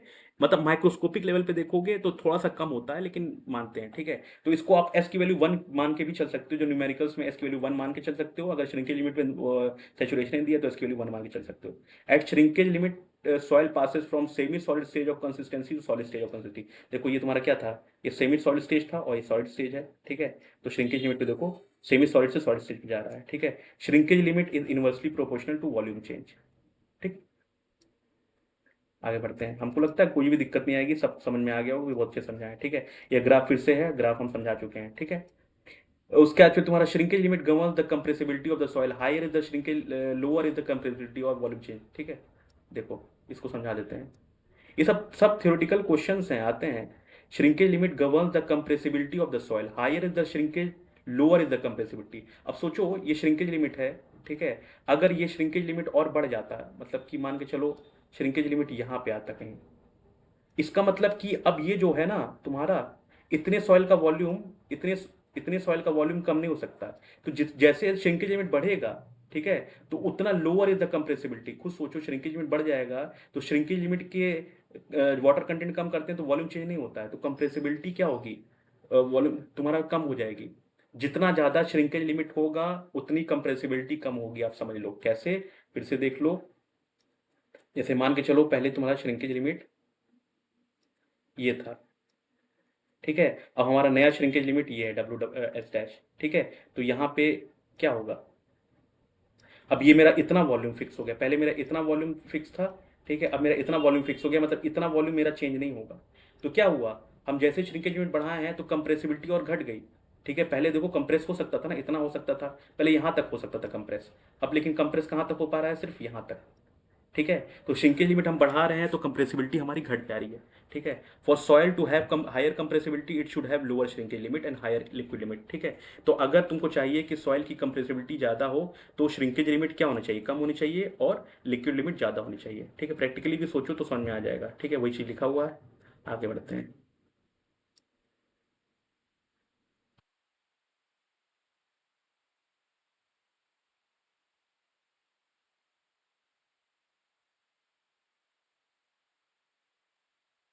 Hence volume change of soil 1 is more than volume change of soil 2, ये सब समझ में आ गया, ठीक है। और ये देखो समझाया भी गया है यहाँ पे, देख लो तो हम बताएं वही चीज़ है, ठीक है, कि कैसे कैसे है वही चीज़ बताया गया, ठीक है। डिटर्मिनेशन ऑफ श्रिंकेज लिमिट, अब इस पे थोड़ा ध्यान दीजिएगा कैसे डिटरमाइन करते हैं श्रिंकेज लिमिट। देखो पहले समझ लो, बहुत इजी वे में बताएंगे क्या होता है। देखो हम पहले वाले केस में ना, इस वाले केस में मान रहे हैं, ठीक है। हमको सिर्फ निकालना है क्या, वाटर कंटेंट। श्रिंकेज लिमिट मतलब क्या है भाई, वाटर कंटेंट ही तो है, वाटर कंटेंट है, ठीक है। तो हमको क्या निकालना है, सिर्फ हमको ये निकालना है कि तुम्हारा, हमारा वाटर कंटेंट पहले कितना था, ठीक है, और कितना वाटर कंटेंट हमारा चेंज हुआ, ठीक है। तो तुम्हारा श्रिंकेज लिमिट निकल जाएगा, बस यही निकालना है, यही श्रिंकेज लिमिट है। तो कैसे डिटरमाइन करना है कि वाटर कंटेंट पहले कितना था, ठीक है, और कितना चेंज हुआ, ठीक है। तो तुम्हारा वही श्रिंकेज लिमिट है। मेरा कहने का मतलब ये है, देखो पहले वाले केस में, इस वाले केस में, फर्स्ट केस में, सबसे पहले ये सॉइल सॉलिड है, ठीक है, और ये पानी क्या है, पानी ज़्यादा है। मतलब ये देखो पहले केस में ये मान के चल रहे हैं कि श्रिंकेज लिमिट से ज़्यादा है वाटर, ठीक है। इसको ऐसे मत लिखो, ऐसे लिखो, केस वन। अभी पूरा अच्छे से समझाएंगे, आगे दिया हुआ। तो ये जो वाटर कंटेंट है वो श्रिंकेज लिमिट से ज़्यादा है इस वाले में, ये वाला है जो केस वन, ठीक है। इसमें देखो श्रिंकेज लिमिट से ज़्यादा है, ठीक है। और यहाँ पे जो हुआ है, ठीक है, जब हम वाटर का कंटेंट को कम किए, मतलब वाटर को ओवन ड्राइंग में थोड़ा ड्राई किए होंगे, ठीक है। तो जब से वाटर कंटेंट को कम हुआ है तो एक स्टेज ऐसा आया है जहाँ पे वाटर कंटेंट जो है हमारा, ठीक है, W1 डैश कह दे रहे हैं, वो श्रिंकेज लिमिट के बराबर आ गया है। अब हमको बस यही निकालना है कि किस वाटर कंटेंट पे वो जो वाटर है वो श्रिंकेज लिमिट के बराबर आ गया है। हमको यही निकालना है, उसी के लिए पूरा खेला है। फिर से बता दे रहे हैं कि हम पहले ये मानते हैं कि हमारा जो क्या कहते हैं वाटर कंटेंट है, जो वाटर है इस समय सॉइल में वो वाटर श्रिंकेज लिमिट से ज़्यादा है, ठीक है। फिर हम क्या कर रहे हैं, सॉइल को थोड़ा सा और ओवन ड्राई कर रहे हैं, वाटर हटा रहे हैं। तो हम ये मानते हैं कि एक स्टेज पे आके, जो तुम्हारा इस स्टेज पे आके जो आपका जो वाटर कंटेंट है वो श्रिंकेज लिमिट के बराबर आ जाता है। तो वही हमको निकालना है कि जो जिस स्टेज पे श्रिंकेज लिमिट के बराबर आ जाता है तो उस समय कितना वाटर कंटेंट है, ठीक है। तो अब देखो ढंग से, अब देखो क्या लिखा हुआ है, consider a soil sample having water content more than shrinkage limit. ठीक है, पहला कौन समझ में आ गया कि हम क्या वाला है, पहले वाले केस में यहाँ पे जैसे मान के चलो श्रिंकेज लिमिट यहाँ होगा कहीं पे, तो इससे ज़्यादा हम क्या माने हैं कि हमारा पानी जो है, वाटर जो है, वो श्रिंकेज लिमिट से ज़्यादा है। ठीक है, ऐसा क्यों कंसिडर करते हैं, क्योंकि हमको पता थोड़ा ना श्रिंकेज लिमिट कहाँ पे है, वो श्रिंकेज लिमिट से ज़्यादा वाटर लेते हैं। ठीक है, उसके बाद फिर देखते हैं कि तुम्हारा कहाँ पे तुम्हारा किस वाटर कंटेंट पे श्रिंकेज लिमिट के बराबर हो रहा है। ठीक है, और उस समय जब ये हम वाटर कंटेंट श्रिंकेज लिमिट से ज़्यादा मानते हैं, तो उस समय मास एंड वॉल्यूम भी m1v1। ठीक है, तो यहाँ पे जो तुम्हारा मास है वो m1 है। ठीक है, यहाँ पे जो मास है m1 है और वॉल्यूम जो है v1 है। ठीक है, अब देखो क्या हुआ है, the soil is subjected to drying. अब हम सॉइल को क्या करते हैं, ड्राई करते हैं, मतलब सुखाते हैं। As a result of which its volume decreases at a particular stage of drying when its water content is equal to its shrinkage limit, its mass and volume be m2 and v2। ठीक है, अब देखो soil को हम dry किए। ठीक है, तो जब सॉइल को ड्राई किए तो इसका पहले वॉल्यूम कितना था, V1। ठीक है, इसको हम यहाँ बना देते हैं अच्छे से।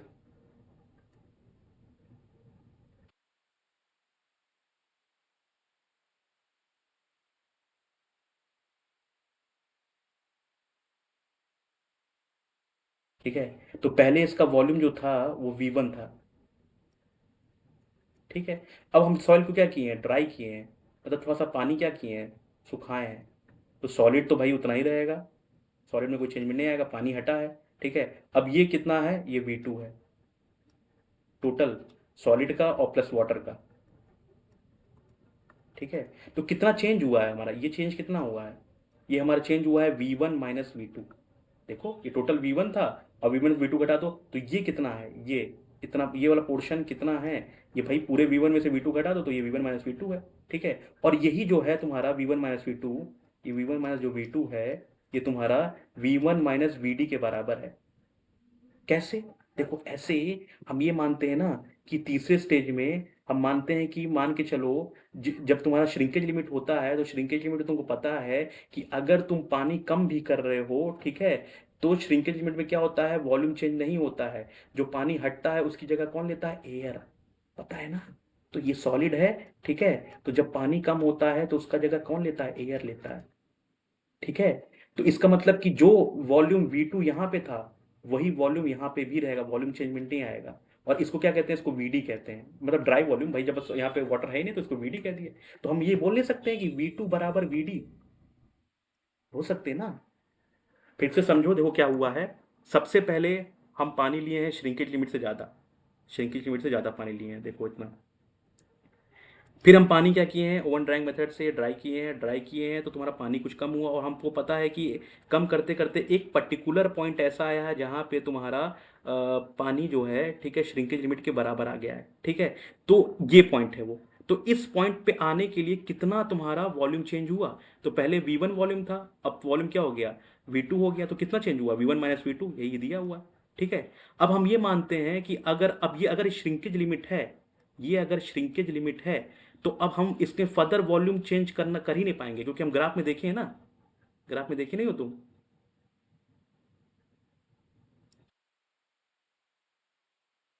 ये है तुम्हारा लिक्विड प्लास्टिक श्रिंकेज। अब इससे हम क्या कर रहे थे, वॉल्यूम अब अगर घटाने की कोशिश करें तो नहीं घटेगा यहाँ पे। ठीक है, वाटर अगर जाता भी है, तो जैसे मान चलो यहाँ तक वाटर है, तो ये पोर्शन कौन ऑक्यूपाई कर लेगा, एयर ऑक्यूपाई कर लेगा।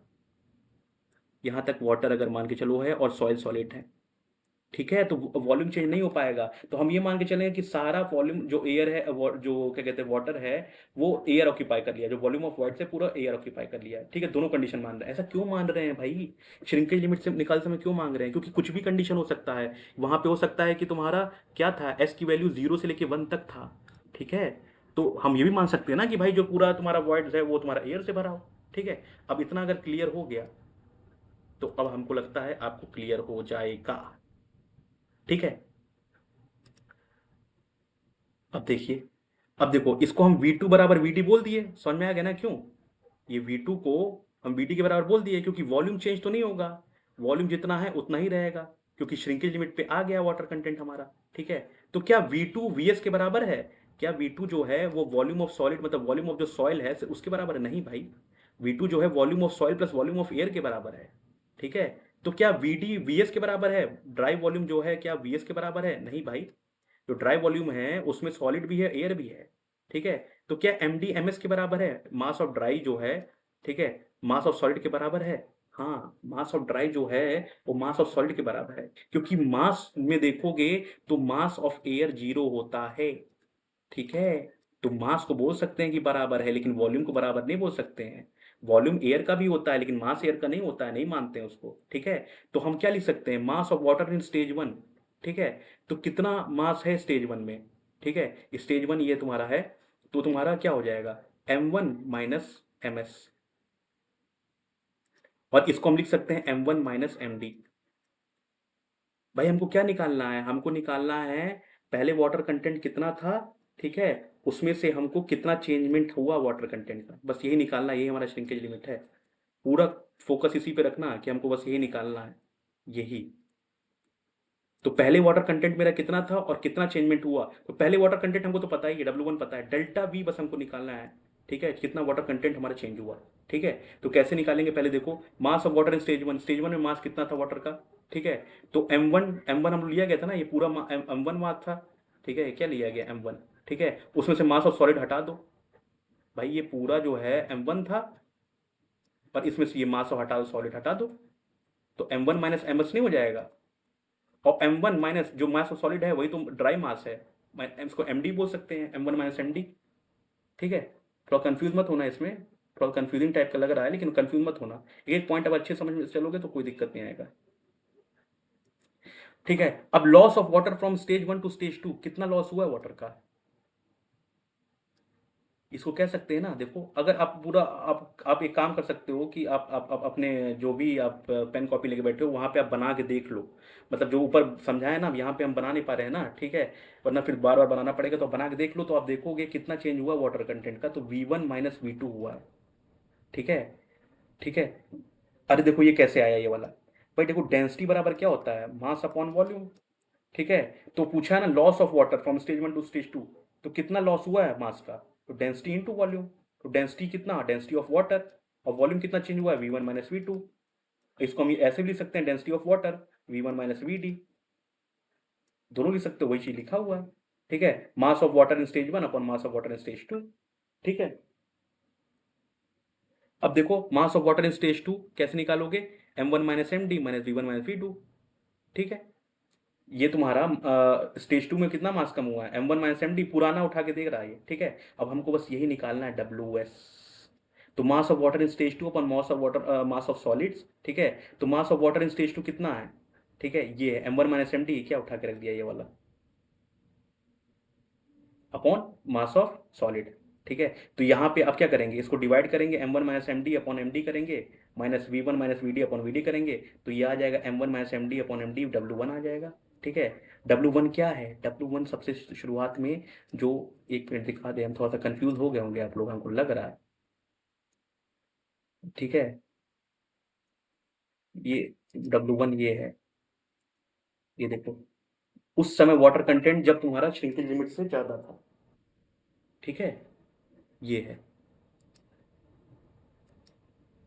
ठीक है।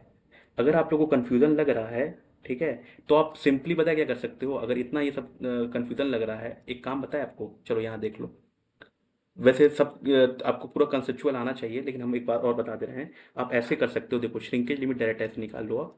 श्रिंकेज लिमिट बराबर क्या होता है? पहले वाटर कंटेंट कितना था और उसमें से वो वाटर कंटेंट निकाल दो जो तुम्हारा हटाया गया है, तब जाके श्रिंकेज लिमिट आया है, समझे? फिर समझो, श्रिंकेज लिमिट निकालना तुमको, एक काम करो, पहले वाटर कंटेंट कितना था? W1 था, जो तुम्हारा श्रिंकेज लिमिट से ज़्यादा लिया गया था, उसमें से वो वाटर कंटेंट निकाल दो जो हटाया गया है, तब जाके श्रिंकेज लिमिट पे आ गया है। तो डेल्टा W कैसे निकालोगे, ठीक है, ये भी क्या है? वाटर कंटेंट ही तो है, डेल्टा W, ठीक है। तो ये क्या है? चेंज ऑफ वाटर कंटेंट का फॉर्मूला क्या होता है? Wait of water, water, change in weight of water upon change in weight of solid, तो चेंज हुआ नहीं है, वेट ऑफ सॉलिड लिख सकते हो, ये तो होता है wait of water upon weight of solid, water content. तो वाटर का ही चेंज हुआ है, सिर्फ वेट ऑफ सॉलिड तो पता ही है हमको, ठीक है। तो इसको ऐसे भी लिख सकते हैं, W1 minus V1 minus VD into gamma W। अब वेट ऑफ सॉलिड क्या है? इसको मास ऑफ सॉलिड को MD भी लिख सकते हैं, ठीक है। भाई ये यही तो चेंज आया, कैसे? देखो ये कैसे आया, ये वाला, ये कैसे आया? भाई देखो ये कैसे आया, डेंसिटी का फॉर्मूला होता है density is to mass upon volume, और हमको निकालना है वेट, वेट मतलब मास ही निकालना है, mass of water, change in mass of water. तो ये निकालने दोगे, ये एम निकालना है हमको, डेंसिटी इंटू वॉल्यूम। वॉल्यूम कितना चेंज हुआ है, V one minus V D. भाई वॉल्यूम कितना चेंज हुआ था, V one minus V two change हुआ था ना। और V one minus V two को तो हम वी डी भी लिख सकते हैं, क्योंकि वी टू और वी टू क्या, वी टू और वी डी, इसको एक मिनट को, वी टू और वी डी क्या था, बराबर था। ठीक है, तो इसको लिख सकते हैं V one minus V D upon gamma W upon M D. ठीक है, ये हो गया। लो भैया हमारा फॉर्मूला तैयार, यही तो है, यही तो है वो, देखो डायरेक्टली निकाल लो, अब खत्म कहानी। तो श्रिंकेज लिमिट बराबर W1, उतना माथा पच्ची छोड़ दो, उतना अगर टफ लग रहा है ये तो छोड़ दो, इससे कर लो, V1 minus V D upon M D into gamma W. अब क्या होगा तुमको, ए एग्जाम में, जेई में तो मेरे ख्याल से नहीं, जेई में सकता है शायद डायरेक्ट क्वेश्चन फॉर्मूला उठा के पूछ ले। ए एग्जाम में आपको देगा कि वॉल्यूम इतना था और ड्राई इतना हो गया, मास इतना हुआ, यूनिट वेट इतना है, वाटर कंटेंट पहले इतना था, श्रिंकेज लिमिट निकालिए। ठीक है, तो आप श्रिंकेज लिमिट निकाल सकते हैं। समझ में आया? तो हुआ क्या है, श्रिंकेज लिमिट हम पूरा फिर से बता दे रहे हैं यहीं पे, कि सबसे पहले हम क्या किए थे, हम श्रिंकेज लिमिट से ज़्यादा पानी रखे थे, हम श्रिंकेज लिमिट से ज़्यादा पानी रखे थे, ये सॉलिड था हमारा, हम श्रिंकेज लिमिट ज़्यादा पानी रखे थे।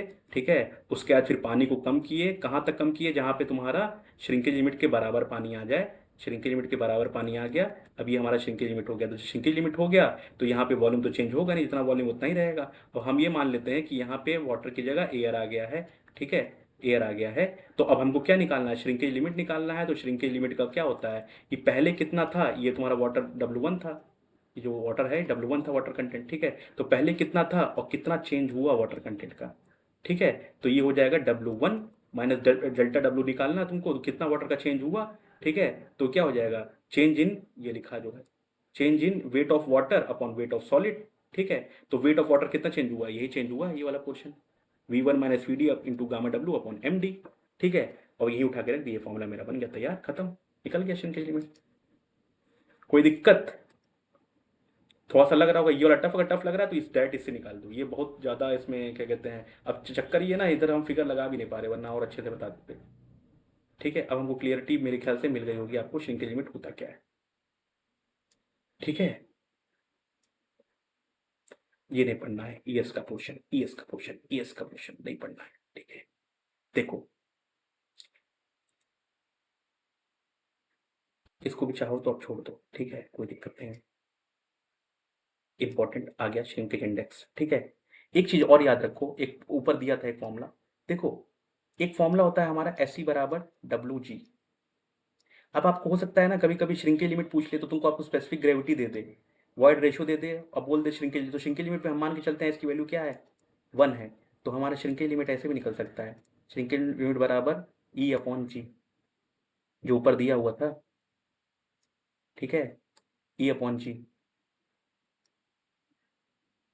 हम कुछ भी फर्जी ऐसा नहीं है कि कोई स्किप करें, कुछ भी स्किप नहीं करें, तो ई अपॉन जी दिया हो ना ये वाला। ठीक है, और ये वाला जो है स्पेसिफिक ग्रेविटी के फॉर्म में, आप चाहे तो फॉर्मूला देख सकते हैं। ठीक है, लेकिन इसका क्वेश्चन आता नहीं है जनरली, क्वेश्चन उसका आता है इसलिए हम पढ़ाए उसको डिटेल में। ठीक है, ऐसा क्वेश्चन जल्दी नहीं आता है, इसलिए नहीं पढ़ा रहे हैं। ठीक है, गेट ईएस में आता होगा इसका, उसका ये में नहीं आता है। ठीक है, तो छोड़ सकते हैं आप, इसमें कोई दिक्कत नहीं है, टाइम वेस्ट नहीं करना है भाई, टाइम बहुत इंपॉर्टेंट है। श्रिंकेज इंडेक्स, ठीक है, तो श्रिंकेज इंडेक्स क्या होता है, अब कुछ नहीं, अब इंडेक्स निकालना है तुमको, दो दो डिफरेंस निकालना है। ठीक है, श्रिंकेज इंडेक्स कुछ नहीं होता है, it is the range of consistency in which soil in the semi solid stage of consistency. ठीक है, श्रिंकेज इंडेक्स क्या है, देखो इसको थोड़ा सा और नीचे कर देते हैं तो और अच्छे से क्लियर हो जाएगा। देखो ये हमारा क्या था, लिक्विड था। ठीक है, ये हमारा क्या था, सेमी सॉलिड, ये अरे सॉरी प्लास्टिक था, ये प्लास्टिक, ये लिक्विड था, ये प्लास्टिक था, ये सेमी सॉलिड था और ये सॉलिड था। ठीक है, तो देखो यहाँ पे liquid, plastic, semi solid, solid. ठीक है, तो हमारा क्या हो रहा है, ये बोल रहा है श्रिंकेज इंडेक्स ये रेंज होता है। ठीक है, in which soil is in the semi solid state, तो सेमी सॉलिड कहाँ पे है, यहाँ से यहाँ तक। तो रेंज कैसे निकालोगे भाई इसको, ये क्या है, ये तुम्हारा लिक्विड लिमिट है, ये प्लास्टिक लिमिट है और ये श्रिंकेज लिमिट है। तो W P minus W S कर दो, निकल गया तुम्हारा W P minus W S, ये निकल गया तुम्हारा श्रिंकेज इंडेक्स।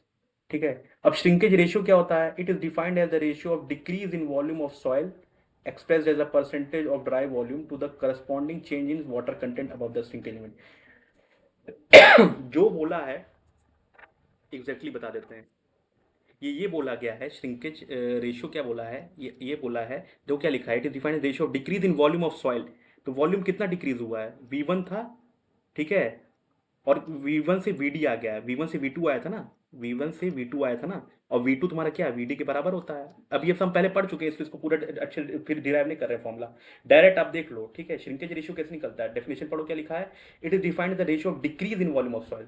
तो भाई जब हम लोग पढ़े हैं तो था नहीं तुम्हारा कि पहले में तुम्हारा क्या था, वॉल्यूम V1 था, फिर हम लोग पानी घटाया तो वॉल्यूम V2 हो गया, ठीक है। फिर पानी की जगह हम लोग क्या किए, एयर डाल दिए, यहाँ पे यहाँ तक पानी था, अब यहाँ पे एयर हो गया, तो ये तुम्हारा था क्या, VD हो गया, ठीक है, ये VD हो गया, ठीक है। तो V2 वीडो देखो, ये V2 और VD के बराबर था ना, हम लोग किए थे। तो ये क्या बोल रहा है, it is defined ratio of decrease in volume of soil. तो वॉल्यूम ऑफ सॉइल देखो, V1 था, V1 से V2 आया, और V2 VD के बराबर है, तो इसलिए इसको हम लिख दिया V1 और VD, ठीक है। Express as a percentage of dry volume, और ये as a percentage of dry volume, ठीक है। और क्या बोला है, corresponding to change in water content, तो और डिवाइडेड बाय भी corresponding to change water content, कितना चेंज हुआ भाई, W1 था, और W1 से WS श्रिंकेज लिमिट पे आया। यही हमारा होता है श्रिंकेज रेशियो। तो ज़्यादा दिमाग नहीं लगाना है कि फॉर्मूला कैसे डिराइव हुआ है, ठीक है। समझ में आया, V1 minus V D upon V D, W1 minus WS, ठीक है। V1 minus V D upon V D, W1 minus WS। समझ में आ गया, ये आता है श्रिंकेज रेशियो का फॉर्मूला। तो इसको निकालने की जरूरत नहीं, डायरेक्ट बता दे, फिर से बता दे रहे हैं, it is defined ratio decrease in volume. तो वॉल्यूम कितना डिक्रीज हुआ था, V1 से V2 गया था, ठीक है। अरे भैया देख लो अगर दिक्कत लग रहा है तो।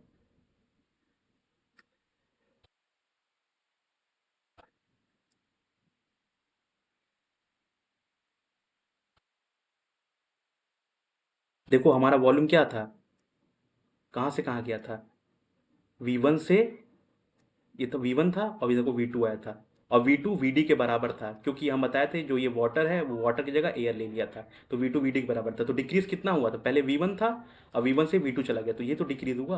और करस्पॉन्डिंग टू ड्राई वॉल्यूम बोल रहा है, तो VD ही तो होगा, ठीक है। और चेंज इन वाटर कंटेंट, तो वाटर कंटेंट कितना, W1 था, और बाद में कितना हुआ, WS। इसी का यही होता है हमारा श्रिंकेज रेशियो, खत्म। सिंपल सा है, श्रिंकेज रेशियो पूछेगा तो इसको आप याद कर सकते हैं, तो क्या दिक्कत है, कोई दिक्कत नहीं है।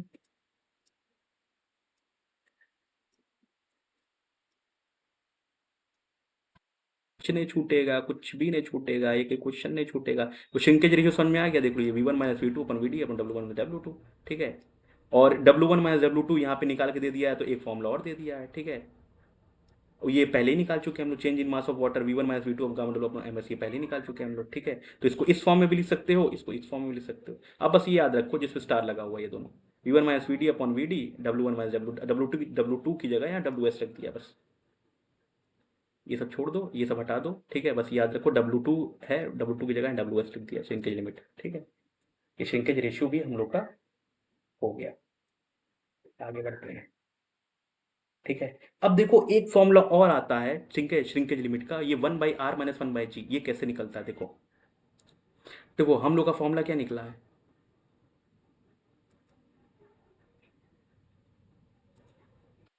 देखो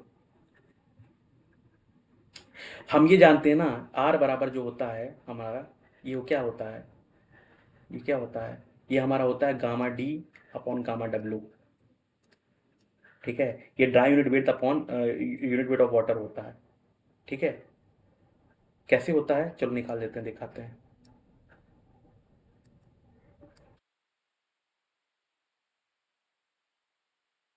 देखो आर बराबर हमारा ये निकला था V1 minus V two upon V D, और V1 minus V two upon M D, ये अभी हम लोग निकाले थे, ठीक है। तो यहाँ से हमारा क्या निकलता है कि आर की वैल्यू जो होती है ना, ये gamma D upon gamma W भी होता है, ठीक है। ये आपको पता होना चाहिए, ठीक है। अब इसमें क्या है ना, निकालने में बहुत ज़्यादा क्या कहते हैं, हमें उसमें अंदर जाना भी नहीं है, ठीक है। तो इसलिए सिंपली आप क्या कर लो ना, आर बराबर गामा डी अपन गामा डब्ल्यू होता है, ठीक है। और तो श्रिंकेज लिमिट का फॉर्मूला जो होता है, ठीक है, ये गामा डब्ल्यू अपन gamma D minus gamma W gamma D, इसको 1 - R 1 - 1/g लिख सकते हैं। एक काम करो ना, देखो हम जो फॉर्मूला बताएं आपको, उसको डायरेक्टली याद कर लो, ठीक है। बहुत ज़्यादा लफड़े में नहीं पड़ना है। सबसे पहला फॉर्मूला क्या बताया था श्रिंकेज लिमिट का, सबसे पहला फॉर्मूला ये बताए थे आपको कि W1 minus V1 minus VD upon MS gamma W। पहला फॉर्मूला। दूसरा फॉर्मूला श्रिंकेज लिमिट का आप याद रख लो, 1 माइनस आर माइनस 1/g।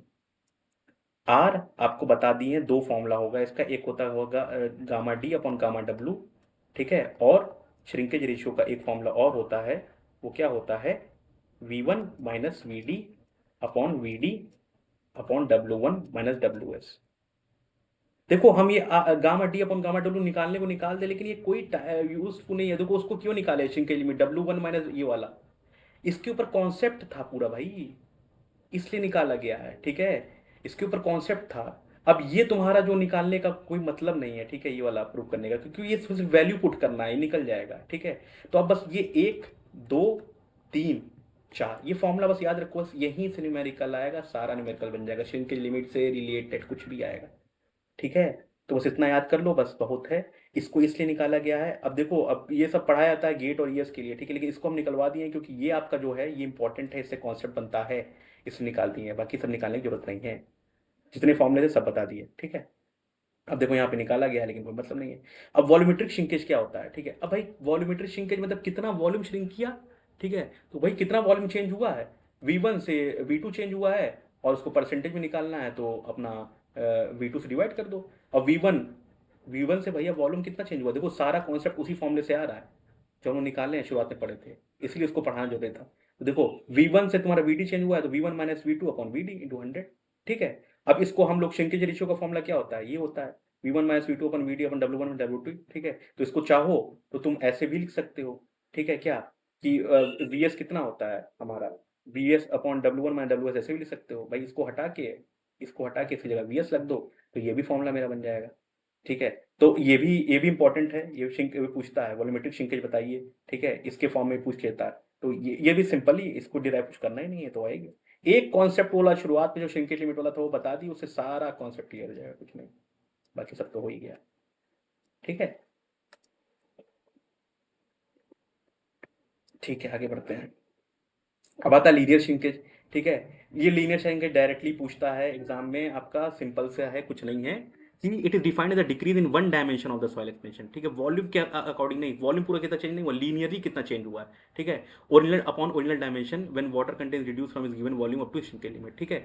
तो ये कुछ नहीं होता है, इसका डायरेक्ट फॉर्मूला याद कर लो, 100 1 माइनस 100 अपॉन VS 1/3, ठीक है। ये लीनियरली कितना श्रिंक किया है सॉइल में, कुछ नहीं। प्लास्टिक लिमिट आपको बता दिया, जैसे श्रिंकेज लिमिट था कहाँ से कहाँ तक, वैसे प्लास्टिक लिमिट है, कहाँ प्लास्टिसिटी इंडेक्स है, श्रिंकेज इंडेक्स था ना, ठीक है, वैसे प्लास्टिसिटी इंडेक्स कहाँ से कहाँ तक, उसका रेंज क्या है, तो WL माइनस WP कर दोगे तो प्लास्टिसिटी इंडेक्स आ जाएगा। It is the range of consistency, ये सब बता चुके हैं क्या होता है, ठीक है। अब ये इंपॉर्टेंट है, अब तुमको IP निकालने को देगा, IP तुम्हारा आ गया, जैसे मान के चलो तुम्हारा IP आया 5, तो बोल रहा है किस तरह का सॉइल है, अब तुमको बताना पड़ेगा कि अगर IP 5 आया तो 7 से कम है तो लो प्लास्टिक सॉइल है, ठीक है। अगर 7 से 17 है, ये इंपॉर्टेंट है भाई भाई, बहुत इंपॉर्टेंट है, ठीक है, ये सब पूछता है। नॉन प्लास्टिक होगा तो 0 होगा IP, लो प्लास्टिक होगा तो 7 से कम, 7 से 17 होगा तो मीडियम प्लास्टिक, 7 से 17 से बड़ा होगा तो हाई प्लास्टिक, ठीक है।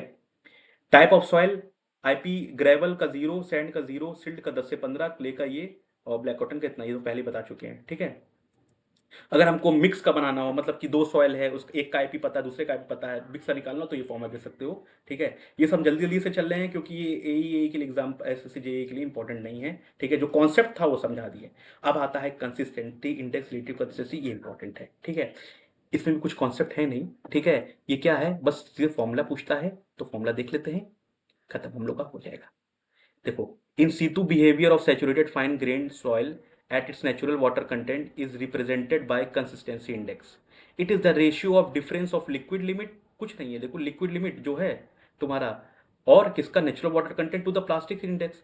तो लिक्विड लिमिट हमारा क्या होता है, WL होता है, ठीक है। अब सब कुछ बता चुके हैं, लिक्विड लिमिट क्या होता है, ठीक है, प्लास्टिक लिमिट क्या होता है, श्रिंकेज लिमिट क्या होता है, इंडेक्स क्या होता है, प्लास्टिक श्रिंकेज इंडेक्स क्या होता है, ठीक है। तो liquid limit minus natural water content upon plasticity index, यही होता है बस इसका कंसिस्टेंसी इंडेक्स और रिलेटिव कंसिस्टेंसी, ठीक है।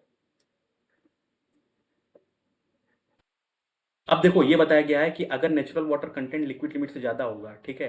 अब सोचो, ये देखो इसी फॉर्मूले में अगर नेचुरल वाटर कंटेंट तुम्हारा लिक्विड लिमिट से ज़्यादा होगा तो वैल्यू क्या होगी, तुम्हारे निगेटिव में आएगी।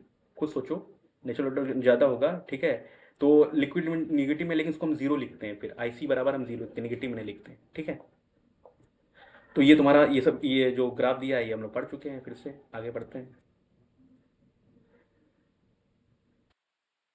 अब ये सब दिया हुआ है, अगर natural water content liquid limit से कम है, solid semi solid state consistency index IC greater than 1, ठीक है। ये सब पढ़ सकते हो आप, सिंपल सिंपल है, ठीक है। क्योंकि ये सब बता दिए, हम सब बता दिए। अगर तुम्हारा natural water content liquid limit से कम होगा तो सॉइल जो होगा वो तुम्हारा सॉलिड और सेमी सॉलिड स्टेट में होगा, ठीक है। और तुम्हारा IC 1 से बड़ा होगा। कैसे, सोचो भाई, IC का फॉर्मूला क्या है, कंसिस्टेंसी इंडेक्स का फॉर्मूला क्या है, कंसिस्टेंसी इंडेक्स का फॉर्मूला क्या था IC, ये था तुम्हारा डब्लू, IC बराबर क्या था, WP minus WN, WL minus WP, ठीक है। तो अगर तुम्हारा सॉइल जो है नेचुरल वाटर कंटेंट ये तुम्हारा क्या है, कम है, ठीक है, तो IC की वैल्यू जाहिर सी बात है 1 से बड़ी होगी, ठीक है। और अगर नेचुरल वाटर कंटेंट तुम्हारा प्लास्टिक से और लिक्विड लिमिट्स के बीच में है, ठीक है, तो IC की वैल्यू 0 से 1 के बीच में होगी। और IC की वैल्यू तुम्हारे 0 से 1 के बीच में होगी, इसका मतलब वो क्या है, वो प्लास्टिक स्टेट ऑफ कंसिस्टेंसी में है, ठीक है।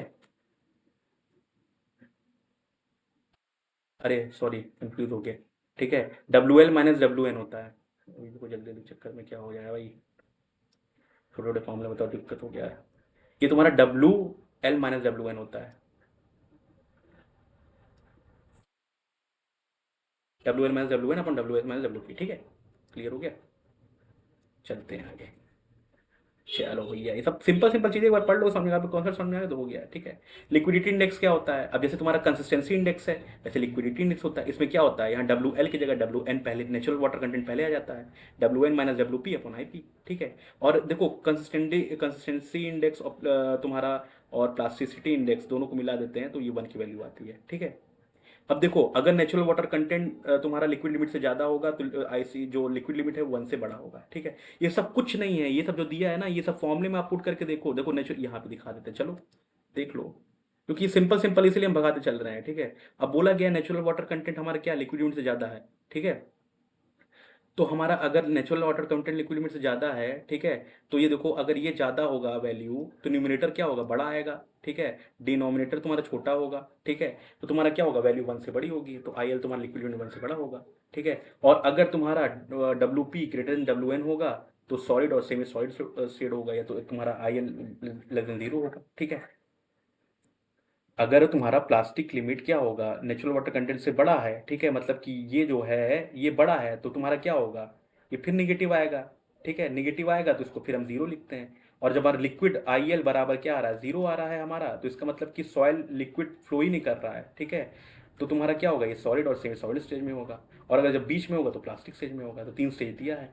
अगर 1 से बड़ा होगा तो लिक्विड स्टेज, अगर तुम्हारा 1 और 0 के बीच में होगा, ठीक है, इससे में सॉलिड और अरे सॉरी 1 और 0 के बीच में होगा तो प्लास्टिक स्टेज में होगा। और अगर तुम्हारा 0 के बराबर होगा तो तुम्हारा सेमी सॉलिड और सॉलिड स्टेज में होगा। 0 से छोटा होता नहीं है, ठीक है।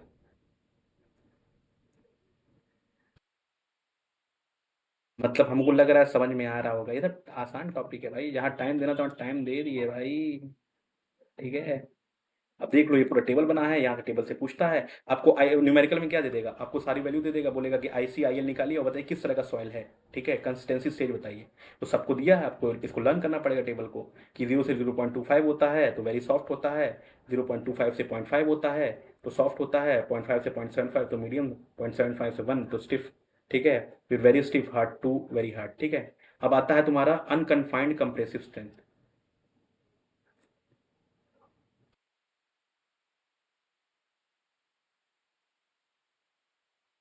चलो भाई, अब ऑलमोस्ट खत्म होने वाला है, 5 से 10 मिनट और। अनकन्फाइंड कंप्रेसिव स्ट्रेंथ क्या होता है ये हम लोग पढ़ेंगे शियर स्ट्रेंथ ऑफ सॉइल में बहुत डिटेल में, बहुत मजे से, ठीक है। अनकन्फाइंड कंप्रेसिव स्ट्रेंथ क्या होता है, it is defined as the load per unit area at which unconfined, confined unconfined क्या होता है, ठीक है, ये हम लोग पढ़ेंगे अभी अच्छे से। कन्फाइंड मतलब कि उसको पास पास एकदम कॉम्पैक्ट किया गया, कन्फाइंड किया गया है, ठीक है। तो अनकन्फाइंड है, ठीक है, ये हम लोग पढ़ेंगे ट्राई एक्सियल टेस्ट में, ठीक है। तब समझ में आएगा क्या होता है, ठीक है। तो अनकन्फाइंड कंप्रेसिव स्ट्रेंथ जो है, इसको इसलिए नहीं यहाँ पर पढ़ा रहे ढंग से, क्योंकि हम लोग पढ़ेंगे वहाँ पे। It is defined the load per unit area at which unconfined specimen of soil dimension fail in simple compression test. तो इसको समझ लीजिए, ऐसे बस इतना होता है, उसको हम लोग अच्छे समझेंगे। टफनेस इंडेक्स कुछ नहीं होता, ये भी रेशियो होता है, क्या, प्लास्टिक इंडेक्स और फ्लो इंडेक्स का रेशियो होता है। अगर तुम्हारा टफनेस इंडेक्स 0 से 3 के बीच में है, ठीक है, तो इसको माना जाता है, और क्या कहते हैं कि सॉइल जो तुम्हारा है क्या है, इजिली फ्रेबल है, crumble at plastic limit. Toughness index तुम्हारा 0 से 3 के बीच में नॉर्मली होता है, और टफनेट इंडेक्स अगर तुम्हारा 1 से छोटा है तब तुम्हारा सॉइल क्या है। अब किसी की वैल्यू तुम्हारी 1 से छोटी होगी तो, और टफनेट इंडेक्स दिया हुआ, तो तुम्हारा क्या होगा, आसानी से टूट सकता है, क्रम्बल कर सकता है, ठीक है।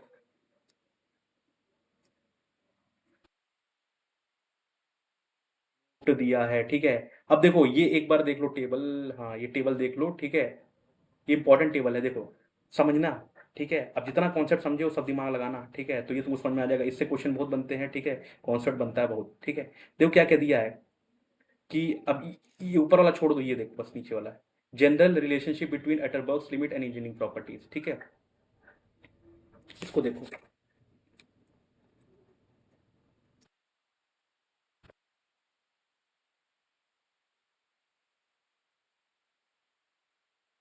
देखो, comparing soil equal at equal liquid limit with IP increases, ठीक है, ड्राई स्ट्रेंथ इंक्रीजेस। क्या मतलब हुआ, देखो ये तो समझो क्या मतलब हुआ। देखो ये पूरा हम समझा दे रहे हैं अच्छे से, ताकि कोई भी क्वेश्चन छूटे ना, ठीक है। देखो, जब लिक्विड लिमिट बढ़ता है ना, ठीक है, इंक्रीज, लिक्विड लिमिट को हम बढ़ाते हैं ना, तो पार्टिकल्स हमारे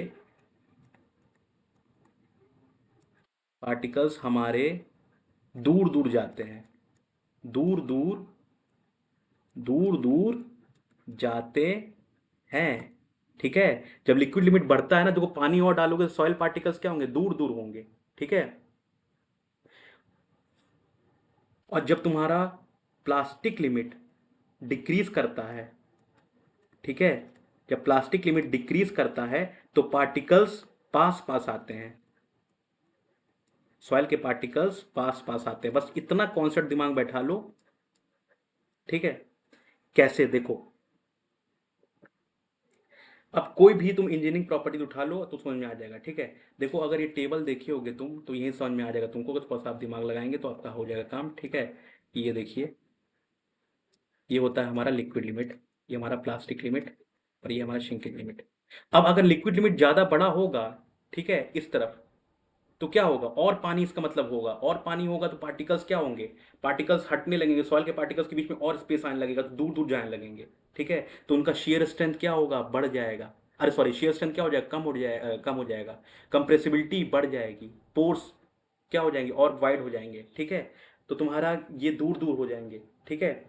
तो ये सब इंजीनियरिंग प्रॉपर्टी देखते हैं। ड्राई स्ट्रेंथ क्या हो जाएगा, उनका कम हो जाएगा। टफनेस कितना हो जाएगा, कम हो जाएगा। कंप्रेसिबिलिटी बढ़ जाएगी, परमेबिलिटी बढ़ जाएगी, रेट ऑफ वॉल्यूम चेंज बढ़ जाएगा, ठीक है। लेकिन जब तुम्हारा डब्ल्यू पी डिक्रीज करता है, जैसे मान के चलो डब्ल्यू पी ये है, ठीक है, और डब्ल्यू पी, नया डब्ल्यू पी हमारा ये है, ठीक है। तो अब देखो, पहले रेंज इतना मिल रहा था उसको प्लास्टिक स्टेज में, अब रेंज इतना मिल रहा है, इसका रेंज बढ़ गया प्लास्टिक स्टेज का, ठीक है। तो पार्टिकल्स और क्या होते हैं, पास पास आते हैं, ठीक है।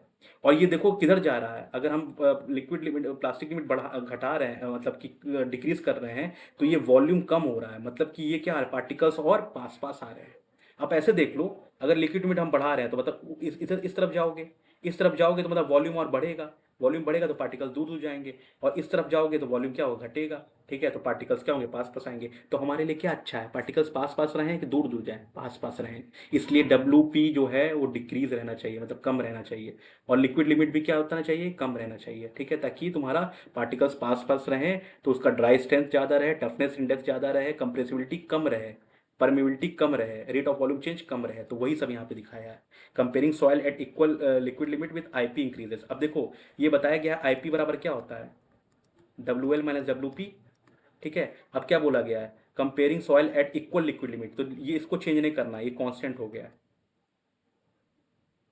ये कांस्टेंट हो गया है विथ आईपी इंक्रीजेस। अब अगर आईपी इंक्रीज हो रहा है तो कैसे इंक्रीज हो रहा होगा, डब्ल्यू पी घट रहा होगा, तभी ना इंक्रीज होगा, डब्ल्यू घट रहा होगा, तो तुम्हारा डब्ल्यू अगर घट रहा है तो हम क्या बताएं, डब्ल्यू घटता है तो पार्टिकल्स पास पास, तो ड्राई स्ट्रेंथ इंक्रीज होगा, ठीक है, टफनेस इंडेक्स इंक्रीज होगा, कंप्रेसिबिलिटी ऑलमोस्ट कांस्टेंट, ठीक है, ऐसा नहीं है, ऑलमोस्ट कांस्टेंट ही थोड़ा सा कम होता है, ठीक है, परमिबिलिटी क्या होगी, decrease, rate of volume change decrease.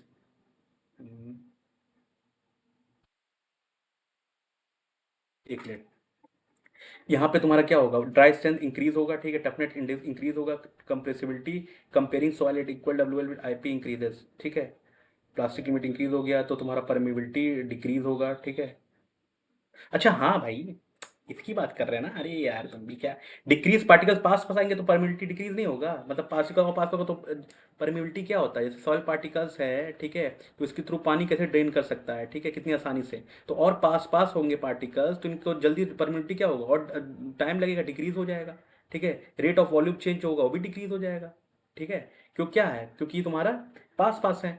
अब comparing soil eight equal IP with WL increases, अब देखो आईपी क्या है, बराबर है, आईपी चेंज नहीं हो रहा है, डब्ल्यूएल को बढ़ा रहा है, जब डब्ल्यूएल को बढ़ाते हैं तो क्या होता है, पार्टिकल दूर दूर जाते हैं, पढ़े ना, तो क्या हो जाएगा, ड्राई स्ट्रेंथ डिक्रीज हो जाएगा, इंटरप्रेट उल्टा उल्टा आ जाएगा, इंक्रीज इंक्रीज इंक्रीज।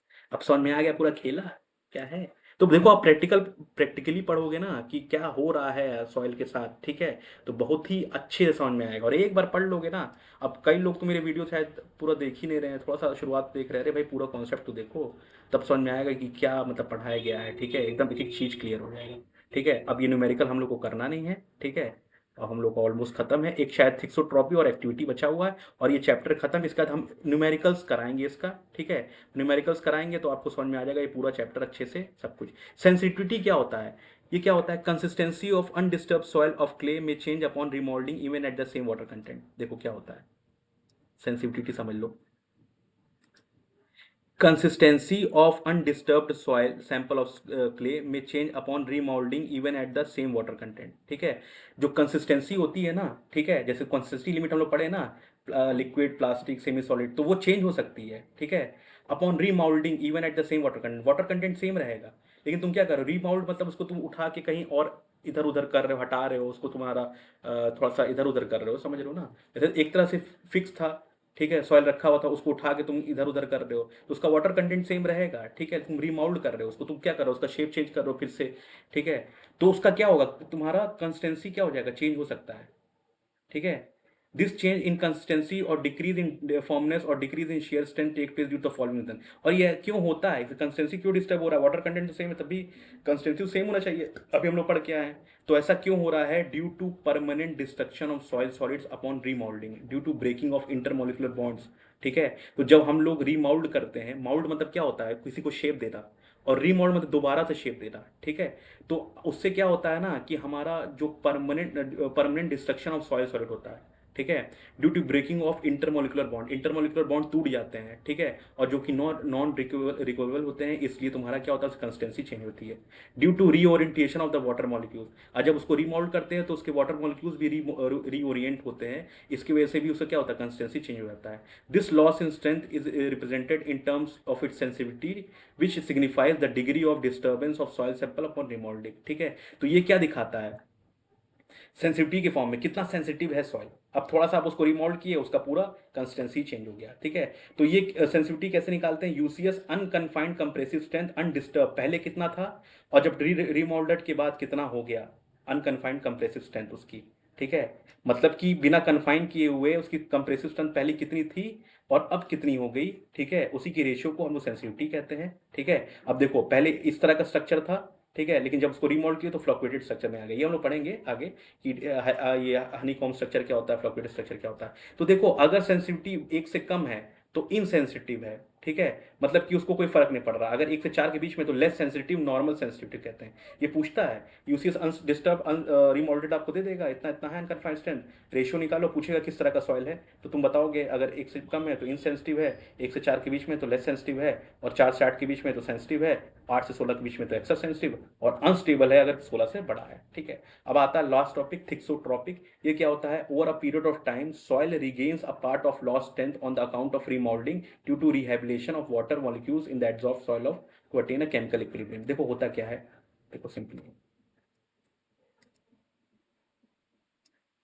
देखो हम लोग क्या किए थे, तुम्हारा पहले तुम्हारा ये अनकन कन्फाइंड तुम्हारा ये था स्ट्रेंथ पहले सॉइल का S1 अनडिस्टर्ब।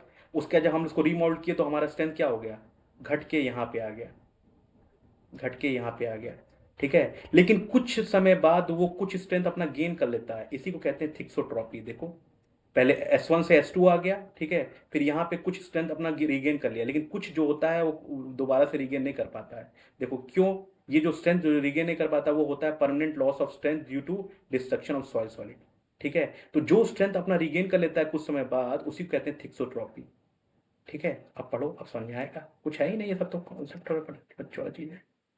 ठीक है, over a period of time soil regains a part of the lost strength on the account of remodeling due to rehabilitation। वही बताया गया है, जब हम लोग रिमोल्डिंग करते हैं, ठीक है, मतलब सॉइल को शेप चेंज कर देते हैं, उठा के उसको कहीं और हटा के रख दिए या उसको थोड़ा सा भी डिस्टर्बेंस कर दिए, ठीक है, तो क्या होता है उसका शेयर स्ट्रेंथ घट जाता है, लेकिन कुछ समय बाद वो कुछ शेयर स्ट्रेंथ अपना रीगेन कर लेता है, उसी को थिक्सोट्रॉपी कहते हैं। और जो स्ट्रेंथ रीगेन नहीं कर पाता है वो क्यों नहीं कर पाता है, क्योंकि परमानेंट लॉस ऑफ स्ट्रक्चरल हो जाता है। ठीक है, तो वो रीगेन नहीं कर पाता है। ठीक है, the property of soil by virtue of which it attains or regains a part of its lost strength is termed as thixotropy। ठीक है, higher the sensitivity of soil higher is thixotropy hardening। ठीक है, जितना ज़्यादा sensitivity रहेगा उतना तुम्हारा thixotropy hardening रहेगा। This property of soil plays an important role where construction activities involves remodeling और natural clay deposit, जैसे पाइपिंग में important role play करती है। ठीक है, एक्टिविटी क्या होता है, the behavior of plasticity of soil depends upon the type of mineral, amount of mineral and amount of water present in the adsorbed layer of the soil। Skempton defined a parameter terms as activity which represent the compressibility or volume change in soil with change in water content। ठीक है, देखो स्केम्पटन बताए थे activity के बारे में। ठीक है, ये बोलते हैं कि अगर हम लोग क्या करेंगे, अगर हम लोग उसका एक पैरामीटर डिफाइन किए थे कि अगर हम लोग कंप्रेसिबिलिटी और वॉल्यूम चेंज करते हैं सॉइल में, ठीक है, वाटर कंटेंट के साथ क्या होगा, कंप्रेसिबिलिटी और उसकी वॉल्यूम चेंज होगा ना। ठीक है, तो उसके हिसाब से क्या होगा, सॉइल की एक्टिविटी भी चेंज होगी। The behaviour of plasticity of soil depends upon the type of mineral, amount of mineral and amount of water present in the adsorb layer of soil. जो बिहेवियर है या प्लास्टिसिटी है soil की, वो किस किस चीज़ों पर डिपेंड करता है, मिनरल्स में, अमाउंट ऑफ मिनरल कितना है, मिनरल प्रेजेंट है उसमें, कितना पानी प्रेजेंट है, और ठीक है, एडसॉर्ब लेयर ऑफ सॉइल। ठीक है, Skempton defined a parameter termed as activity which represent the compressibility और volume change in soil which change in water content.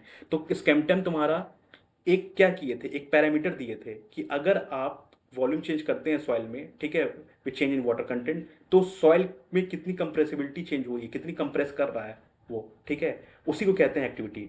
और वो निकालते कैसे हैं, प्लास्टिक इंडेक्स को डिवाइड कर देते हैं हम percentage of particles finer than 2 micron. ठीक है, उससे निकालते हैं, तुमको प्लास्टिक इंडेक्स निकालना पड़ेगा, आईपी बराबर W L minus W N से। ठीक है, और कितना क्ले के पार्टिकल्स हैं फाइनर देन 2 माइक्रोन, कितने परसेंटेज है उसको करोगे तो उसके साथ से एक्टिविटी निकलेगा।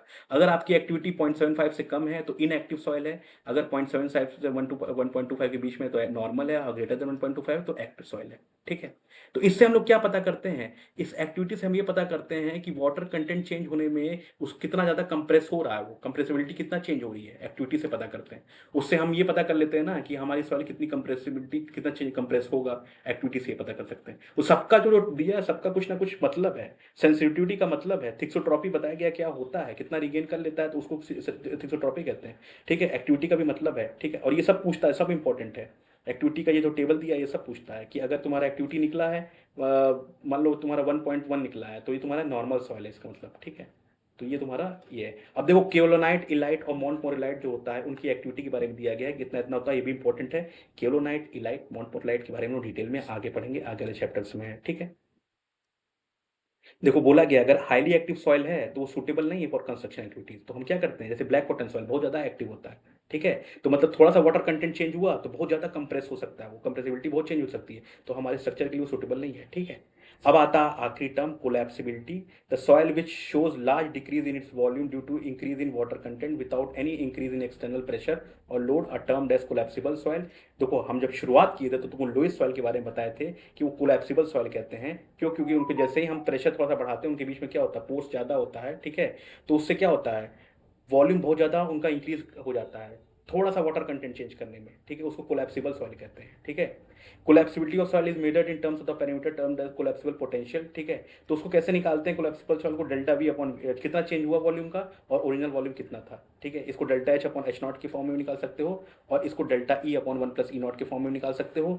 ये तुम्हारा जो है वो कंसोलिडेशन चैप्टर से क्या कहते हैं फॉर्मूले निकले हैं, ठीक है। तो वो हाँ हम लोग ये पढ़ेंगे फॉर्मूले के बारे में। बस इतना जान लो कोलैप्सिबिलिटी पोटेंशियल जो होता है, कितना वॉल्यूम चेंज हुआ और कितना वॉल्यूम था, बस कुछ नहीं और कुछ नहीं है। All collapsible soils are characterised with bulky coarse grained soil loosely held by capillary forces, ठीक है। ऑल कोलैप्सिबल सॉइल जो होते हैं वो कैसे कैरेक्टराइज किए जाते हैं, with bulky coarse grained soil loosely held by capillary forces, ठीक है। जो बल्कि कोर्स ग्रेन सॉइल होते हैं, ठीक है, और जिनके पास थोड़ा सा loosely held bye grain forces होते हैं, ठीक है, वो सारे कोलैप्सिबल सॉइल होते हैं, ठीक है।